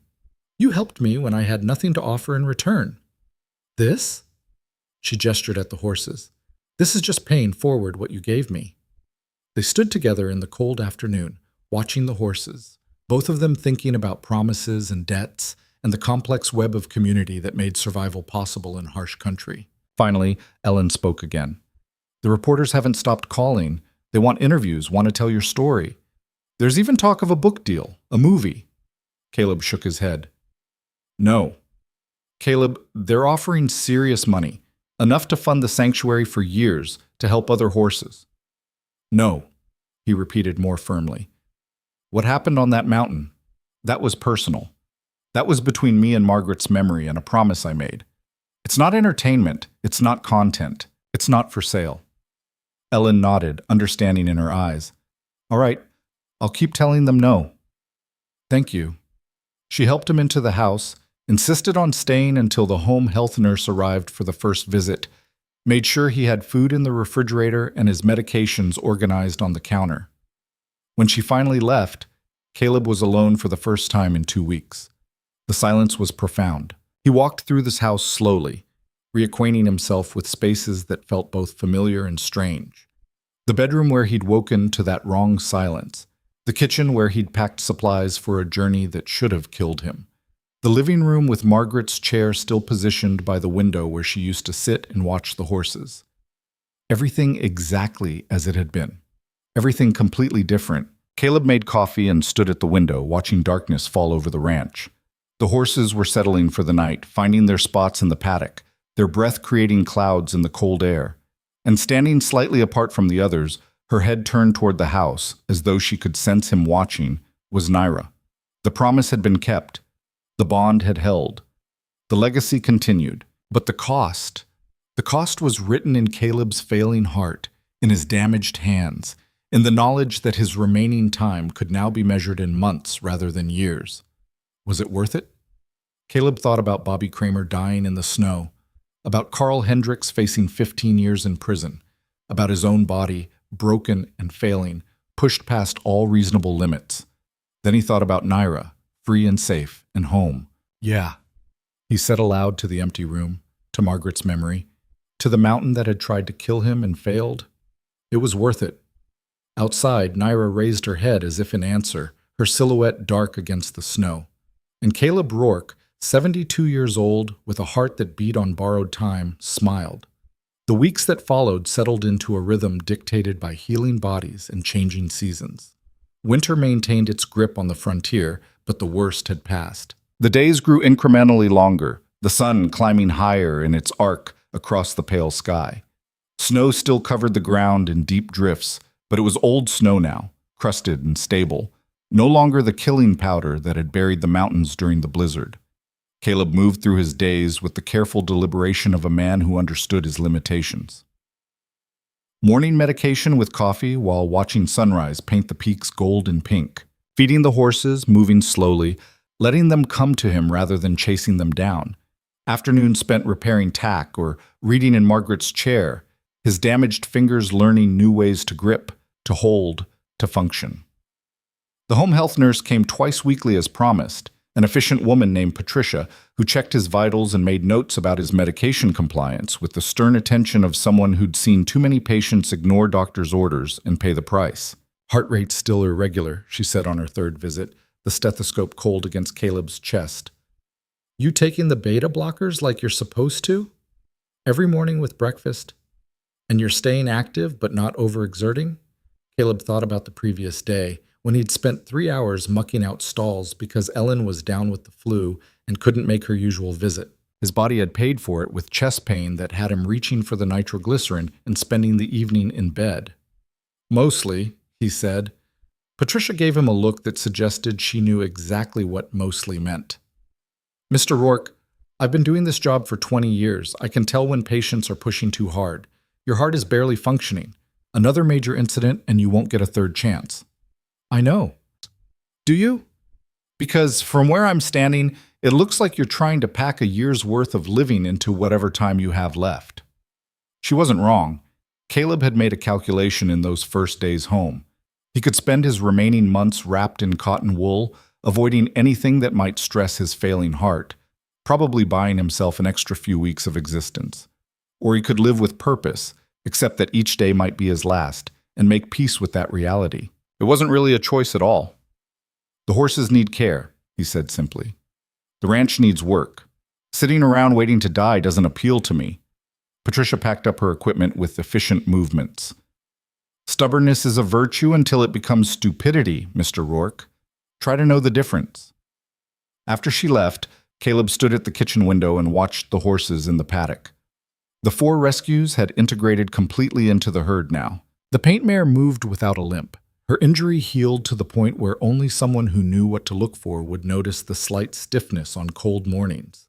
The gray and the buckskin and the roan had put on weight, their coats glossy with health, their eyes bright and alert. And Nira stood like a queen among them, her presence commanding despite her smaller size. She'd always been like that, even as a foal. A natural leader, confident and intelligent, with an awareness that seemed to transcend typical equine consciousness. The morning sun caught her copper coat and made it shine like polished metal. Caleb watched as she moved through the herd, her movements fluid and strong, showing no lingering effects from the sedative or the ordeal in the mountains. She paused occasionally to touch noses with the other horses, a gesture of connection and reassurance that spoke to her role as the herd's anchor. Caleb's phone rang, jarring him from his thoughts. The number was unfamiliar, but local. Mr. Rourke? A woman's voice, professional but uncertain. My name is Jennifer Walsh. I'm a lawyer with the state's Victim Services Division. I'm calling about the restitution hearing for the horse theft case. Caleb moved to the table and sat down, suddenly feeling every one of his 72 years. What about it? The defendants have been convicted on all counts, federal and state charges. The trafficking network has been completely dismantled, 17 arrests total across 5 states. It's one of the biggest busts in the region's history. She paused. The court is prepared to award you substantial restitution, the seized assets from the operation plus penalties. We're looking at approximately $400,000. The number was staggering, life-changing money for most people. For Caleb, he wasn't sure what it was. He thought about what $400,000 could have meant when he and Margaret were young, when they were building the sanctuary one fence post at a time, scraping together money for feed and veterinary care. But now, at 72, with a heart that could stop any moment, what did he need with money? I don't want it, he said. Silence on the other end of the line. Then, carefully, Mr. Rourke, I don't think you understand. This money is yours by right. You were the victim of a serious crime. You risked your life to... I know what I did, and I know what I'm saying. I don't want money from this. Then what do you want? Caleb looked out at the horses again, at the sanctuary he and Margaret had built over 3 decades. An idea formed, something that felt right in a way that accepting blood money never would. I want it to go into a fund, he said slowly, for other victims. People who've had horses stolen, who can't afford the legal fees to fight back, who don't have the resources to protect their animals. And I want part of it to go toward prosecution of animal trafficking cases. Make it harder for bastards like Hendricks to operate. Jennifer Walsh was quiet for a long moment. That's... Mr. Rourke, that's incredibly generous. But you're entitled to this money. You earned it. I didn't do this for money. I did it for a promise. Caleb's voice was firm. Set up the fund however it needs to be done legally. Put my name on it if you have to, though I'd rather you didn't. But I don't want a penny of it. Can I ask why? Most people in your position would... Most people aren't in my position, Caleb interrupted gently. Most people have years ahead of them. I've got months, maybe weeks. What am I going to do with $400,000 in that time? Buy a fancy truck I can't drive? Take vacations I'm too sick to enjoy? He shook his head even though she couldn't see it. No, Margaret and I started this work because horses needed help. If that money can help more horses, more people who care about them, then that's what it should do. After the call ended, Caleb sat in the silence of his kitchen and felt something that might have been peace. The legal system had done its work. Justice, in its imperfect human form, had been served, and now he could let it go, could release the anger and the violence and the memory of Bobby Kramer dying in the snow. Some things you carried forever. Others you learned to set down. He made himself lunch, soup from a can, crackers that were getting stale, and ate mechanically while reading yesterday's newspaper. An article on the back page caught his attention. The blizzard that had nearly killed him was being called the storm of the decade. 14 deaths confirmed, dozens more injured, millions of dollars in property damage. The meteorological data showed it had been a perfect convergence of weather systems, the kind of event that happened maybe once every 50 years. Caleb had ridden into that deliberately, had chosen to face it rather than wait for help that might never come. Looking back now, from the safety of his warm kitchen with healing hands and a still-beating heart, the decision seemed insane. Suicidal, even. What kind of man rode into a killer storm at 72 years old with a failing heart? But he knew the answer. The same kind of man who'd promised his dying wife he'd protect what they'd built together. The same kind who understood that some things mattered more than personal survival. The following weeks brought more changes. Sheriff Morrison called to say that Danny Martinez, the young thief who'd broken and run during the confrontation, had been sentenced to 2 years with time served and mandatory counseling. The kid had apparently told the judge he wanted to work with horses when he got out, wanted to learn to care for them properly instead of treating them as merchandise. "Thinks you changed his life," Morrison said, something like amusement in his voice. "Says seeing how you fought for those animals made him realize what he'd been doing wrong. Kid wrote you a letter, actually. I've got it here at the office if you want it." "What's it say?" Caleb asked. Morrison was quiet for a moment, the sound of paper rustling in the background. He apologizes. Says he never thought about the horses as living things with people who loved them. Says watching you in that blizzard, seeing how far you'd go to protect them, it broke something open in him. Another pause. He asks if maybe when he gets out, you'd consider teaching him about horses, about doing things right. Caleb felt something catch in his throat. Tell him yes. If I'm still around when he gets out, he's welcome here. If I'm not, tell him to find Ellen Briggs. She'll help him. Will do. Morrison's voice changed, became less official. How you doing, Caleb? Really? Dying, Caleb said bluntly. Slowly but surely. Doctor gives me 6 months, maybe less. I'm sorry. Don't be. I've had 72 years. Done what I needed to do. Made peace with what comes next. Caleb looked out the window at the horses.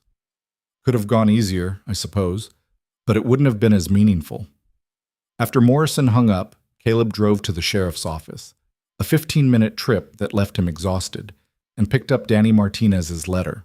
He read it sitting in his truck in the parking lot, the young man's handwriting messy but sincere, the words raw with genuine remorse and something that looked like hope. The letter ended with a question. Do you think people can change, Mr. Rourke? Do you think someone who did something terrible can become someone good? Caleb pulled out a pen and wrote his response on the back of the same letter. People change when they choose to. You chose to run when things got hard. Now you're choosing to learn and grow. That's the only kind of redemption that matters. Come find me when you get out. We'll talk about horses. He mailed it that afternoon. Carl Hendricks got 15 years as expected. The trailer driver, whose name turned out to be Marcus Webb, received 12. Both men would be old when they got out, their lives effectively over in any meaningful sense. Caleb felt no satisfaction in that knowledge, just a weary acceptance that actions had consequences, that choices made in greed and desperation led to inevitable endings. He wrote no letters to them, sought no reconciliation or closure. Some debts couldn't be settled with words. March arrived with the first hints of spring thaw. The days warmed above freezing, and water began to run in streams that had been ice for months. The horses grew restless, feeling the change in seasons, ready for open pastures and fresh grass. Caleb spent his mornings opening gates to the larger fields, watching the herd thunder out with the kind of joy that only horses felt when given space to run. Naira always led them.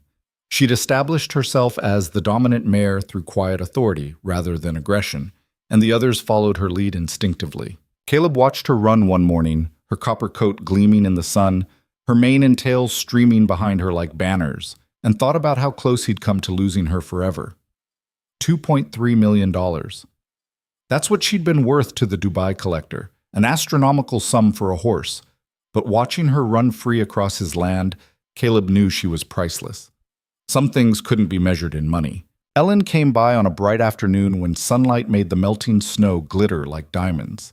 She found Caleb in the barn, working on a section of fence that needed repair before the horses could be turned out to the most distant pastures. "You're supposed to be taking it easy," she said, though without much heat. She'd learned that telling Caleb Rourke to rest was like telling the wind to stop blowing. "This is easy," he said, though his hands shook as he worked the wire cutters and his breathing came harder than it should. Compared to riding through a blizzard, Ellen took the tools from him gently but firmly. "Let me. You supervise." They worked together in comfortable silence, the kind that came from decades of friendship. Ellen had been his neighbor for 40 years, had known Margaret nearly as long. She'd been there for the good times and the hard times, had helped deliver foals and bury horses that didn't make it, had brought casseroles after Margaret died and sat with Caleb through the first terrible months of grief. Now she was here again, helping hold together what was left of his life. When the fence was repaired, they stood together looking out at the ranch. "Been getting calls," Ellen said casually. "People wanting to donate horses to your sanctuary. People who heard the story and want to help. There's a mare in Colorado, abused and starving, owner arrested. A gelding in Wyoming found abandoned on public land. Half a dozen others across 3 states. All of them need placement, and people are calling here because they heard about what you did."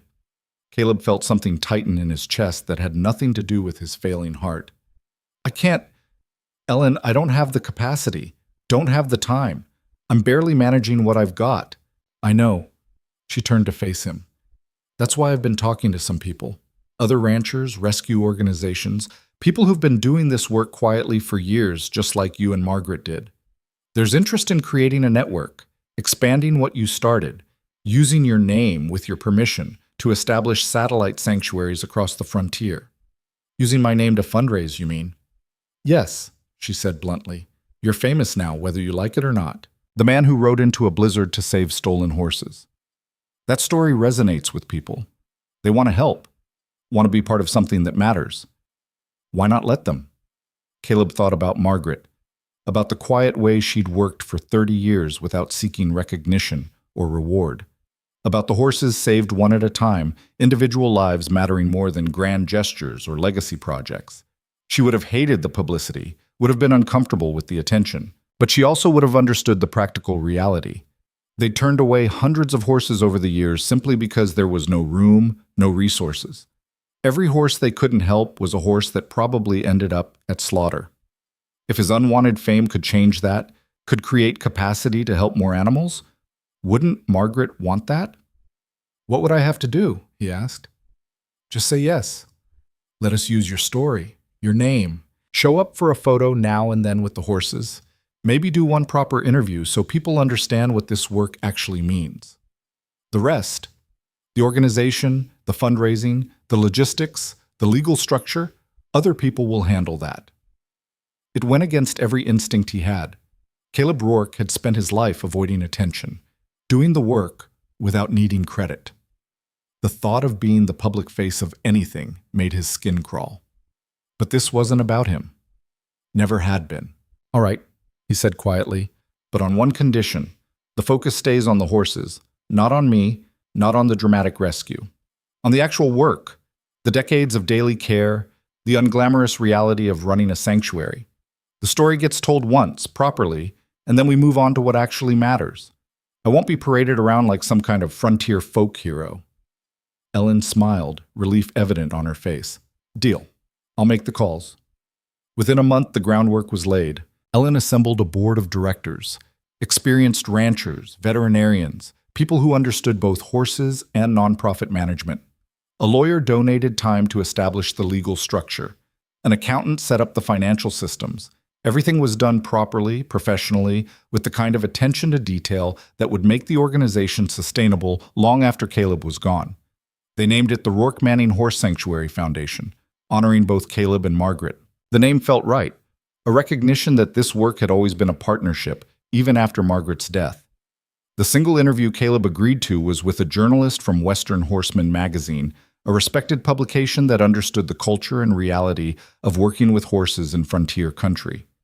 The journalist, a woman named Sarah Chen, who'd grown up on a ranch in Montana, spent 3 days at Caleb's property, watching him work, asking thoughtful questions, meeting the horses. She didn't sensationalize, didn't try to turn him into a Hollywood hero, just told the truth about Margaret finding Naira's mother dying on that logging road, about 30 years of bottle-feeding sick foals and gentling traumatized horses, about the theft and the blizzard and the desperate rescue, but mostly about the work, the daily, unglamorous, necessary work of caring for animals that the world had discarded. "Why did you do it?" Sarah asked on the final day, as they stood watching Naira in the pasture.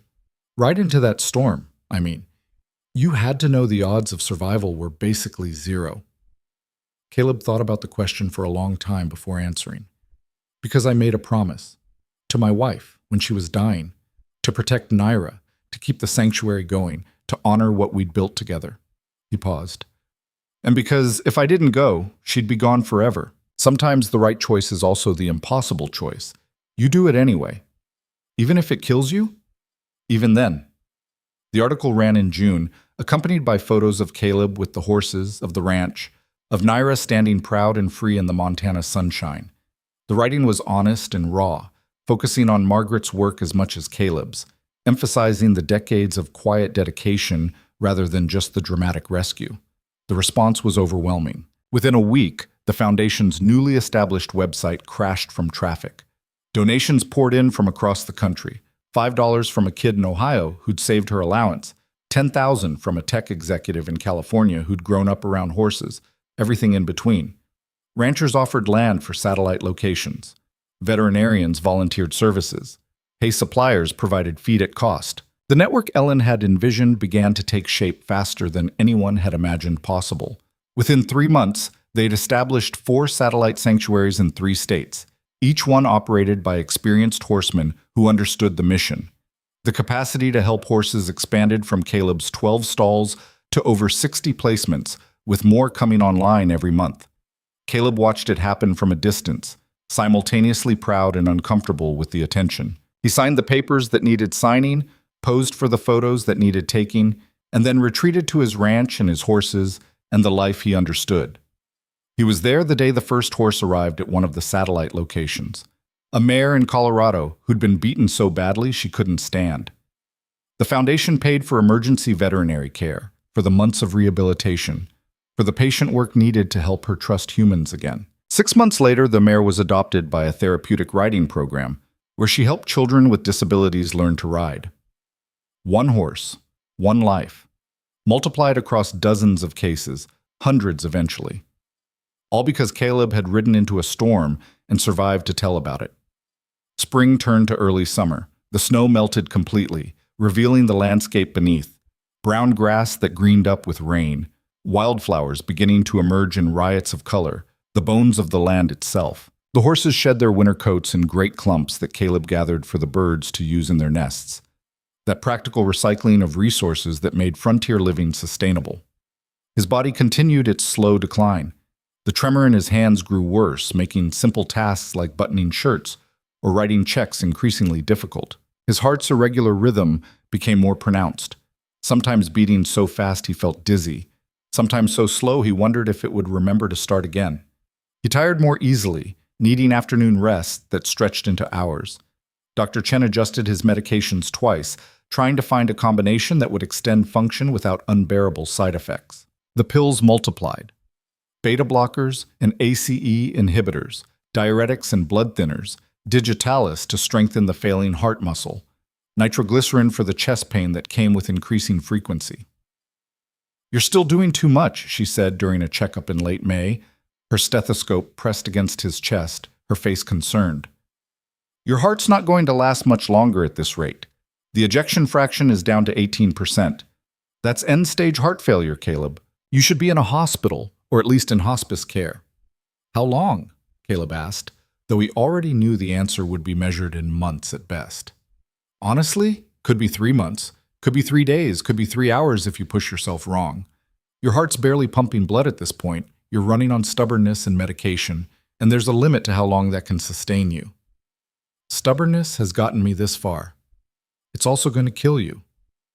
Doctor. Chen's expression was serious, the professional mask slipping to show genuine concern. Caleb, have you thought about end-of-life planning? A DNR order? What happens when your heart fails and you're alone on this ranch with nobody around to call for help? He had, actually. Late at night, when sleep wouldn't come and he could feel his heart stuttering in his chest like an engine missing cylinders, he'd thought long and hard about how he wanted this to end. He'd thought about dying in a hospital bed, machines keeping him alive past any reasonable definition of living, doctors performing futile interventions on a body that was ready to quit. He'd thought about hospice workers in his home, kind strangers managing his decline with morphine and platitudes, and he'd decided none of that was how he wanted to go. When it happens, he said carefully, choosing his words with precision, I want to be here, at the ranch, with the horses. No hospitals, no interventions, no machines. Just, when it's time, it's time. I'll go on my own terms, in my own place. Dr. Chen nodded slowly, unsurprised by his answer. She'd probably known from the beginning that Caleb Rourke wasn't the type to die in a sterile hospital room. All right, I'll put that in your file, make sure the DNR is properly documented. But Caleb, you understand what you're choosing. When your heart fails, and it will fail, probably soon, it won't be peaceful like in the movies. It's going to hurt. It's going to be frightening. Your body is going to fight even when your mind has accepted it. And you'll be alone out here. Ellen might not find you for hours, maybe days. I've been alone before, Caleb said quietly. After Margaret died, I was alone for 15 years. Got used to it. And I won't really be alone anyway. The horses will be there. Horses can't call 911. No, but they can bear witness. They can be present. Sometimes that's enough. Dr. Chen packed up her equipment, her movements precise and professional. At the door, she paused and turned back. You're a remarkable man, Caleb Rourke. Stubborn as hell, and twice as ornery, but remarkable. I wish more of my patients had your clarity about what matters. Or maybe you wish I had their good sense to accept help when it's offered. She smiled, brief but genuine. Maybe a little of both. After she left, Caleb stood at his kitchen window and looked out at the life he'd built. The barn where he and Margaret had delivered dozens of foals. The pastures where traumatized horses had learned to trust again. The mountains beyond, eternal and indifferent, the same peaks that had nearly killed him 6 months ago. He had no regrets. If he died tomorrow, died today. Died in the next hour. He'd lived a life that mattered. Had loved deeply, had fought hard, had kept his promises even when keeping them cost everything. Not everyone could say that. The days settled into a new rhythm, slower now, dictated by Caleb's declining energy. He woke later, moved more carefully, accepted Ellen's help with the heavier work without the pride that would have made him refuse a year ago. The foundation board took over most of the administrative work, leaving Caleb free to focus on what he did best, caring for the horses in his direct charge. There were 8 of them now. The original 3 permanent residents, Thunder and Willow and Ghost, who'd been with him for years, Red, the gelding who'd found his way home through the blizzard, and the 4 rescues from that night, who'd been scheduled for adoption but whom Caleb couldn't quite bring himself to let go, especially Naira. The mare had become something of a celebrity in horse circles. Her bloodline, her story, the dramatic rescue, all of it combined to make her one of the most famous horses in the country. The offers to buy her continued, escalating to absurd levels. 7 million, 10 million. One sheikh offered 15 million and guaranteed lifetime care at a state-of-the-art facility in Dubai. Caleb turned them all down without discussion. Naira wasn't for sale, had never been for sale, would never be for sale, not for any amount of money the world could offer. On a warm afternoon in early June, with thunderheads building over the mountains and the smell of rain heavy in the air, Caleb sat on his porch and watched Naira in the pasture. She was teaching the younger horses, the gray and the buckskin who still deferred to her authority, about something only horses understood. Some subtle herd dynamic, some communication that happened without words. Ellen joined him, carrying 2 glasses of iced tea. She settled into the chair beside him with a comfortable sigh. Board meeting this morning, she said. Good news. We've got funding secured for 2 more satellite locations. One in Idaho, one in New Mexico. Both operators have 20-plus years experience with rescue horses. Should be operational by fall. That's 6 total then? 7, counting this place. We'll have capacity for over 100 horses by end of year. Ellen sipped her tea. It's working, Caleb. What you and Margaret started, it's growing into something bigger than either of you probably imagined. Margaret imagined plenty, Caleb said, a small smile touching his lips. She used to talk about a network of sanctuaries, places scattered across the frontier where horses could find safety. I always thought it was a pipe dream. Too expensive, too complicated, too dependent on finding the right people. Well, she was right, and you were wrong. Wouldn't be the first time. They sat in companionable silence, watching the horses, feeling the pre-storm wind pick up. Thunder rumbled in the distance, still miles away but approaching. "How are you feeling?" Ellen asked quietly. "Really?" Caleb considered lying, considered the easy deflection that would spare her worry. But Ellen deserved honesty, had earned it through 4 decades of friendship. "Tired," he said finally. "Like I'm carrying extra weight that gets heavier every day. My heart. I can feel it struggling, can feel it getting weaker. Some mornings I wake up surprised that it started beating again at all." "Are you scared?" "Of dying? No. Did that once already, up in the mountains. Faced it down and it didn't seem so terrible." He paused. "But I'm scared of suffering, of the pain getting bad enough that I can't think straight, can't remember what matters, of losing myself before I lose my life." Ellen reached over and took his hand, careful of the damaged fingers.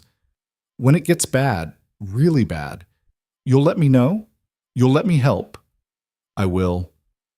"Promise?" "Promise." The storm broke an hour later, rain coming in sheets that drummed against the roof and turned the pastures to mud. The horses took shelter in the barn, crowding into stalls and the covered areas, their usual hierarchy forgotten, in favor of communal protection from the elements. Caleb stood in the barn doorway, watching the rain, breathing in the smell of wet earth and horse and hay. This was home. This exact constellation of sensations, the sound and smell and feel of his ranch in a summer storm. If he died right now, in this moment, it would be all right. But he didn't die right now. His heart kept beating, stubborn and irregular, but functional. The storm passed, the sun came out. Life continued in its inexorable forward motion. June gave way to July. The foundation continued to grow, adding an 8th sanctuary location and starting preliminary work on a 9th. The story of Caleb's rescue had faded from headlines, but lived on in horse communities, becoming the kind of legend that got told and retold, embellished slightly with each telling until the truth became hard to separate from mythology. Caleb didn't mind. Let them tell their stories. The truth was documented in Sarah Chen's article, preserved for anyone who cared about accuracy. Everything else was just noise. He focused on his days, on the horses, on the simple satisfaction of work done well. His body continued to betray him in small ways, dropping things when his fingers wouldn't grip properly, losing his balance on terrain he'd walked for 40 years, forgetting mid-sentence what he'd been about to say. The tremor spread from his hands to his whole body, a fine shaking that never quite stopped. "Doctor, Chen said it was neurological, the brain not getting enough oxygenated blood because the heart couldn't pump effectively. Nothing to be done about it except wait for the inevitable." On a morning in late July, Caleb woke to find his left arm completely numb and his chest filled with a pain that felt like someone had driven a railroad spike through his sternum. He knew immediately what was happening.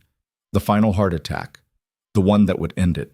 He managed to get out to bed, managed to dress in his work clothes with shaking hands, managed to make it downstairs and outside before his legs gave out. The pain was expanding now, radiating from his chest down both arms, up into his jaw, creating a vice that squeezed tighter with each labored breath. Caleb collapsed in the grass near the paddock fence, his vision graying at the edges, his body going into shock. His phone was in his pocket. He could call Ellen, could call 911, could summon help that might keep him alive a few more weeks hooked to machines in a hospital. But that wasn't what he wanted. Instead, he just lay there, looking up at a sky so blue it hurt, feeling the grass beneath him and the sun on his face, and the pain that was somehow becoming distant, manageable, as his nervous system started shutting down. The horses noticed immediately. They came to the fence, All of them. Thunder and Willow and Ghost, Red and the 4 rescues, and finally Naira, pushing through the others to reach him first. Caleb reached up with his good hand and Naira lowered her head, pressing her face against his palm. Her dark eyes looked into his with an understanding that transcended species. She knew. Somehow she knew this was goodbye. "It's okay, girl," Caleb whispered, each word an effort against the pain and the failing oxygen. "It's okay. You're safe now. You're home. That's all that matters." The pain was beyond brutal now, his heart literally tearing itself apart inside his chest. Dr. Chen had been right. This wasn't peaceful. This hurt in ways that made the frostbite seem trivial, that made the blizzard seem like a minor inconvenience. But Caleb wasn't afraid. He'd lived 72 years, had loved Margaret with everything he had mourned her with the same intensity, had built something that mattered with his hands and his sweat, and his stubborn refusal to quit when quitting would have been easier. Had saved horses because someone had to and he'd been able to, and that was enough. Had kept promises even when keeping them nearly killed him. Had done it anyway. The other horses pressed close to the fence now, forming a semicircle around where he lay, bearing witness, keeping vigil. The herd protecting one of their own, even though there was nothing they could do except be present, except refuse to leave him alone in his final moments. Naira never moved, her head still pressed against Caleb's hand, her warmth bleeding into him as his own body temperature began to drop. "I kept my promise, Margaret," Caleb said, though he wasn't sure if he was speaking aloud anymore, or if the words were only in his mind. "She's safe. They're all safe. The work continues. We did good, didn't we? We did something that mattered." His vision was fading now, the brilliant blue sky going gray at the edges, darkness creeping in like a tide. The pain was lessening too, which he knew was a bad sign, knew it meant his nervous system was shutting down, knew it meant the end was close. But it also meant relief, meant the end of struggle, meant peace after a lifetime of fighting. Through the gathering darkness, Caleb thought he saw Margaret standing by the fence, looking exactly as she had 30 years ago, strong and vital and smiling that smile that had first made him love her. She reached out her hand, patient, waiting, not rushing him, never rushing him, just there when he was ready. Caleb tried to speak, tried to tell Naira goodbye, tried to say all the things that needed saying, but his voice was gone, his body shutting down system by system, function by function. The last thing he saw was Naira's eyes, dark and deep and filled with something that looked remarkably like love. The last thing he felt was her warm breath against his face, steady and calm, a benediction and a farewell. The last thing he thought was that this was exactly how he wanted to go, surrounded by horses, on his own land, having lived a life that meant something, having kept every promise that mattered. And then Caleb Rourke's heart, that stubborn engine that had kept beating long past all reasonable expectation, finally stopped. The horses stood vigil for hours, refusing to leave his side. Naira stayed closest, her head lowered, her breath stirring the hair on Caleb's forehead. The others formed a protective circle, their presence a final tribute to the man who'd saved them, who'd cared for them, who'd proved that bonds between species could transcend mere utility. Ellen found him just after noon when she came by with lunch and medication refills that would never be needed. She saw the horses first, all of them standing at the fence in that unusual formation, and knew immediately something was catastrophically wrong. She ran across the yard, her heart pounding, though some part of her already knew what she would find. Caleb lay in the grass with one hand outstretched toward the fence, his face peaceful despite the circumstances of his death. The pain that had marked his features for months was gone, replaced by a serenity that spoke of struggles ended, burdens released. Ellen dropped to her knees beside him, checking for a pulse she knew wouldn't be there, her professional training overriding the grief that threatened to overwhelm her. She called 911 first, though she knew it was far too late for emergency services to matter. Then she called Sheriff Morrison, then Dr. Chen, who would need to officially pronounce him dead and sign the death certificate. Then she just sat down in the grass beside Caleb's body and cried.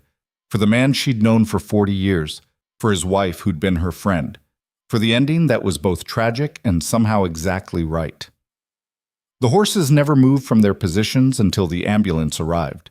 Even then, they retreated only as far as necessary, watching with alert eyes as strangers loaded Caleb's body onto a gurney, as the medical examiner did her work, as the machinery of death set itself in motion. Nero was the last to move away from the fence. She stood watching until the ambulance drove away, carrying Caleb one final time down the ranch road he'd traveled 10,000 times before.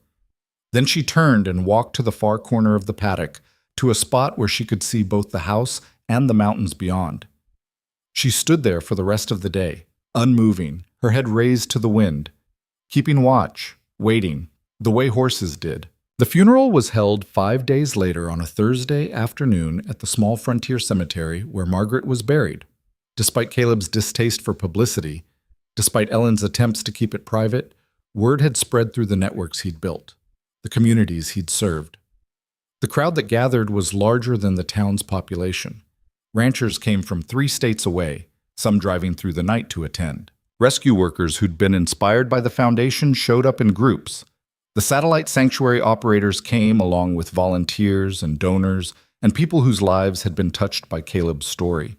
Even Danny Martinez came, escorted from prison for the day, wearing an orange jumpsuit and leg irons, but given permission to attend by a judge who understood what Caleb's influence had meant to the young man's rehabilitation. Ellen gave the eulogy, standing at the graveside with her voice steady despite her grief.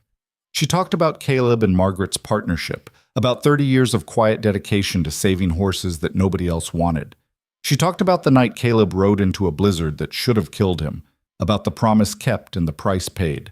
He didn't want to be remembered as a hero, Ellen said, looking out at the assembled crowd, hundreds of faces, all of them there to honor a man who'd wanted nothing more than to be left alone with his horses. Didn't want fame or recognition or glory. He just wanted to keep his word, to honor his wife's memory, to protect animals that couldn't protect themselves. She paused, gathering her composure. But he was a hero anyway, not because of that one dramatic rescue, though that was remarkable. He was a hero because of 30 years of choosing to care when it would have been easier not to. Because of 3 decades of getting up every morning and doing the work, feeding the horses, mending the fences, gentling the traumatized animals nobody else wanted. That's the real story. That's the legacy. Not one night in a blizzard, but 10,000 quiet mornings of doing what needed to be done. Her voice cracked slightly. Caleb Rourke kept his promises. All of them. And in doing so, he showed us what it means to live a life that matters. They buried him beside Margaret, under a headstone that Ellen had commissioned. It was simple granite, nothing fancy. With words Caleb had chosen himself years ago in a conversation she'd almost forgotten. Caleb Rourke, 1954 to 2026. He kept his promises. After the service, after the crowd had dispersed and the sun had begun its descent toward the mountains, Ellen returned to the ranch alone. The Foundation's board had already voted unanimously to maintain Caleb's property as the flagship sanctuary, with Ellen as the primary caretaker and director. Volunteers from across the region had stepped up to help with the daily work, ensuring the horses would continue to receive the care Caleb and Margaret had pioneered. The horses were in the paddock, eating hay in the golden light of late afternoon. They looked up when Ellen approached, but didn't come to the fence. They were waiting for someone who would never come again, their equine minds not quite understanding that Caleb was gone forever. All except Naira. The copper mare approached the fence slowly, her dark eyes studying Ellen with that uncanny intelligence that had always set her apart. She stopped at the fence and stood there, patient and calm, and Ellen understood what she was asking without words being needed. "He's not coming back, girl," Ellen said softly, reaching out to touch the white star on Naira's forehead. "He's gone.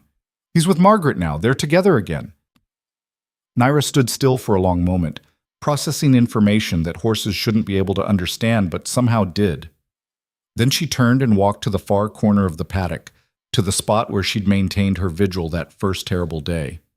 She stood there looking toward the mountains, toward the wilderness where she and Caleb had fought through the storm together, where they'd forged a bond deeper than survival. And she waited. Days turned to weeks. The Foundation continued to expand, powered by Caleb's story but focused on the actual work of saving horses. The satellite sanctuaries flourished. The funding continued to flow in, more than anyone had expected, enough to help hundreds of horses every year. Sarah Chen's article was reprinted in multiple publications, reaching wider audiences, inspiring more people to get involved in rescue work. The fund Caleb had established from the restitution money helped dozens of victims pursue justice against animal traffickers. His legacy grew far beyond anything he'd imagined that morning when he woke to the wrong silence. The 4 horses Caleb had rescued that night were eventually adopted out to carefully vetted homes. The paint mare went to a therapeutic riding program where she helped children with disabilities learn to ride and find confidence. The gray and buckskin went together to a ranch in Montana, run by a woman who'd lost her own horses in a wildfire and needed healing as much as they did. The roan found a home with a family who'd read Caleb's story and wanted to honor his memory by providing lifetime care to one of his rescues. Each adoption was done with meticulous attention to ensuring the horses would be safe, would be loved, would live out their lives in comfort and dignity. But Naira stayed. Ellen had received offers, serious offers, from people who understood the mare's lineage and value. One collector offered $8 million, citing the importance of preserving rare bloodlines through careful breeding. A consortium of veterinary schools offered $10 million, promising to use her genetics to study equine health and longevity. The Dubai sheikh, who'd originally contracted to buy her, came back with $12 million and a guarantee of the finest care money could provide. Ellen considered each offer carefully, discussed them with the foundation board, ran the numbers on how much good that money could do for other horses in need. But then she'd go out to the paddock and look at Naira, standing in her usual spot, watching the mountains, waiting for a man who would never return. And she'd remember Caleb's words, spoken with absolute conviction. She's not for sale. She never was. She never will be. So Ellen turned down every offer, no matter how lucrative, no matter how well-intentioned. "You're home," she told Naira one afternoon, the mare's copper coat gleaming in autumn sunlight. "This is where you stay. This is where you belong." The seasons turned. Summer deepened into fall, the grass in the paddocks turning gold, the aspen trees on the mountainsides blazing yellow and orange before dropping their leaves. The weather began to turn, the first hints of winter creeping down from the high peaks, a reminder of the blizzard that had nearly killed Caleb and the horses he'd saved. Naira remained at her post, day after day, watching, waiting. Other horses came and went through the sanctuary, rescues and rehabilitations, animals saved from slaughter or abuse or neglect. Each one received the care that Caleb and Margaret had pioneered, the patient attention that said every life mattered, every horse deserved a second chance. The foundation flourished beyond anyone's expectations. Within the first year, they'd established 12 satellite locations across 5 states, creating capacity to help over 200 horses simultaneously. The volunteer network grew to include hundreds of people, ranchers donating time, veterinarians providing pro bono care, haulers transporting horses for free, donors funding everything from feed to medical equipment. The restitution fund Caleb had established helped 37 victims of horse theft in that first year alone, providing legal support and financial assistance to people who otherwise would have had no recourse. 3 major trafficking rings were broken up using intelligence gathered through the Foundation's network. Lives saved, justice served, legacy secured. On a December morning exactly 1 year after Caleb's death, Ellen walked out to the paddock with fresh hay and found Naira in her usual position. But something was different. The mare's head was turned toward the house rather than the mountains, her ears pricked forward, her whole body alert with an anticipation Ellen hadn't seen in months. Ellen followed her gaze and saw nothing, just the empty ranch house, the barn, the landscape of a frontier winter. Fresh snow from the previous night covered everything in pristine white, unmarked except for her own footprints. But Naira saw something. Her eyes tracked movement that Ellen couldn't perceive, following something from the house to the fence to the mountains beyond. The mare's ears remained forward, her posture relaxed but attentive, the way horses looked when greeting someone they trusted. Ellen didn't believe in ghosts or spirits or supernatural visitations. She was a practical woman who dealt in facts and logic, who understood horses as biological creatures governed by instinct and learned behavior. But she also knew horses in ways that defied logic, knew they sensed things humans couldn't, knew they understood mysteries that science couldn't explain. She'd seen horses predict earthquakes hours before seismographs registered tremors, had watched them stand vigil over dying herd mates with a solemnity that suggested awareness of mortality, had witnessed bonds between horses and humans that couldn't be explained by simple conditioning or food rewards. And watching Naira that morning, watching her track something invisible, watching her ears come forward in recognition, watching her whole body relax in a way it hadn't since Caleb died, Ellen chose to believe that maybe, just maybe, Caleb Rourke had come back one last time. Not to stay. His journey was done, his promises kept, his work completed. But to release Naira from her vigil, to tell her it was okay to move on, to let her know that his absence was permanent and she could stop waiting. Whatever the truth, whether real visitation or Ellen's wishful imagination, Naira changed after that day. She stopped standing at her watchpost, started integrating more with the herd, became a leader and teacher to the younger horses that came through the sanctuary. She never lost that particular intelligence, that awareness that set her apart from ordinary horses. But she stopped waiting. Months turned to years. The foundation continued to grow, expanding from 12 sanctuaries to 20, then 30. The capacity to help horses increased from hundreds to thousands. The restitution fund helped hundreds of victims pursue justice. Legislation passed in 6 states creating stricter penalties for animal trafficking, much of it influenced by Caleb's story and the foundation's advocacy work. Ellen eventually stepped back from day-to-day operations, though she remained on the board and continued to oversee Caleb's original ranch. A younger generation took over the leadership, people who'd grown up hearing the story of the man who rode into a blizzard to save stolen horses, who'd been inspired to dedicate their own lives to animal welfare. The ranch remained the heart of the operation, carefully maintained, a living memorial to 2 people who'd dedicated their lives to saving animals nobody else wanted. Visitors came from around the world to see where it all started, to walk the same pastures Caleb and Margaret had walked, to meet the horses that carried on their legacy. And always, in the main paddock visible from the house where Caleb and Margaret had built their dream, there was Naira. The mare aged gracefully, her copper coat developing a few gray hairs around her muzzle, her movements becoming slightly slower but no less fluid. She was treated like royalty by everyone who worked at the sanctuary, her comfort and happiness the top priority. When she was 21 years old, after extensive genetic testing and consultation with equine reproduction specialists, the foundation made the decision to breed her. The goal wasn't profit, but preservation. Naira's bloodline was genuinely rare, genuinely worth saving for future generations. They chose a stallion carefully, matching bloodlines and temperament, making sure everything was done to the highest standards. Naira conceived on the first breeding and carried the foal to term without complications. She gave birth on a spring morning with wildflowers blooming across the pastures, delivering a filly with the same copper coat and white star and intelligent eyes. The foundation held a vote among supporters to name the foal, and the winner was clear from the start: Margaret's Flame. The name honored the woman who'd saved Naira's mother all those years ago, who'd dedicated her life to giving horses second chances, who'd built the foundation that continued to save lives decades after her death. Naira proved to be an excellent mother, patient and protective, teaching her filly everything a young horse needed to know about being part of a herd, about trusting humans, about the peculiar security of life in a sanctuary where no harm would ever come.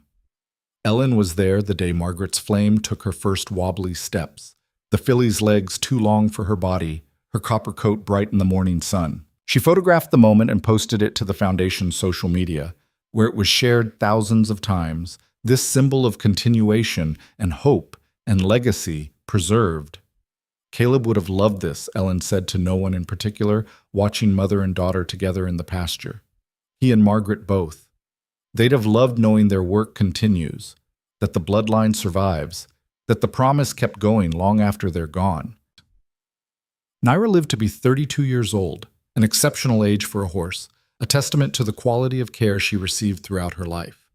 She spent her final years teaching younger horses, serving as the herd's matriarch, providing the kind of steady leadership that made the sanctuary function smoothly. When old age finally claimed her, when her body gave out the way all bodies eventually do, she went peacefully in her paddock on a spring morning with wildflowers blooming and the mountains standing eternal against the sky. She simply laid down in her favorite spot, the corner where she'd once maintained her vigil, and didn't get back up. Ellen found her there, Margaret's Flame standing guard over her mother's body, the younger horse's distress evident in her pacing and whinnying. The veterinarian confirmed what Ellen already knew. Naira had died of natural causes, her heart simply worn out after 3 decades of beating. They buried her on the ranch, near the fence line where she'd kept watch for Caleb, where she'd stood for months refusing to believe he wouldn't return. No headstone, Caleb and Margaret wouldn't have wanted that. Just native grasses and wildflowers, the earth reclaiming one of its own. But everyone who worked at the sanctuary knew the spot, knew the story, knew what it meant. It meant promises could be kept even when the cost seemed impossible. It meant courage outlived age and infirmity. It meant that in a world increasingly defined by transaction and convenience, some people still fought for what couldn't be bought or sold or quantified. It meant that one old rancher, facing death and impossible odds, had chosen honor over survival, and in doing so had created something that would outlive them all. Years later, decades later, when people asked about the Rourke Manning Foundation's origins, when new volunteers wanted to know the story behind the name, when visitors came to see the flagship sanctuary, the answer was always the same. It started with a promise. A man who loved his wife. A woman who loved horses. 30 years of quiet dedication.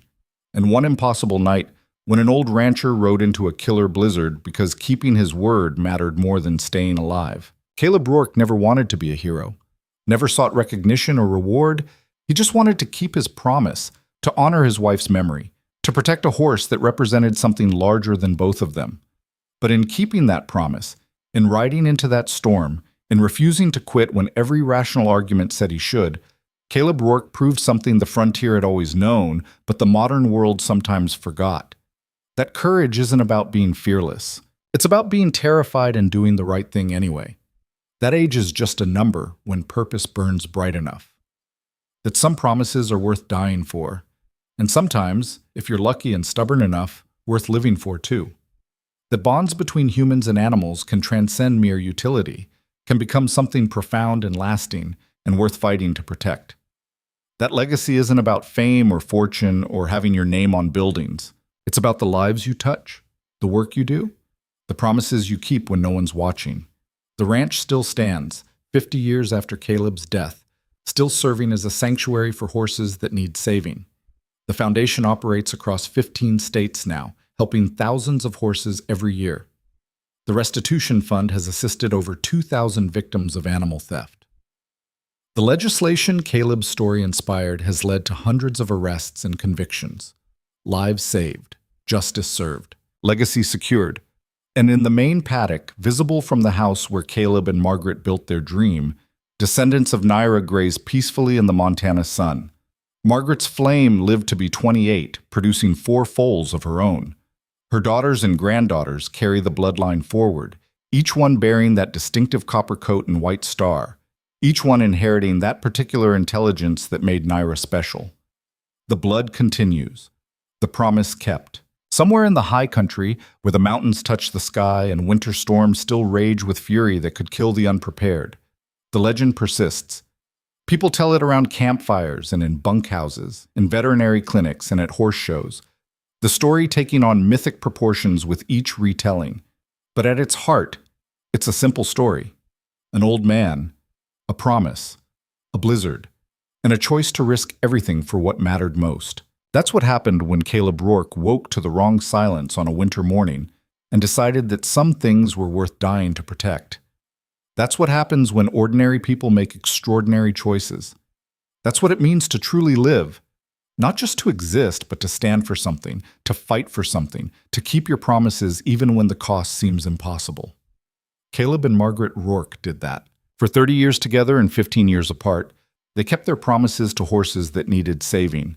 And in doing so, they left a legacy that will endure as long as there are people who believe that kindness matters, that courage counts, that promises kept are the measure of a life well lived. That's the story. That's the truth. That's what remains when everything else fades away.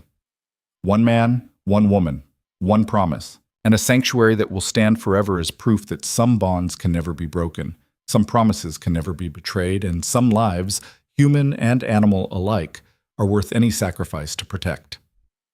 The end of Caleb Rourke's story, but just the beginning of everything his life made possible. Sonnet 4.5.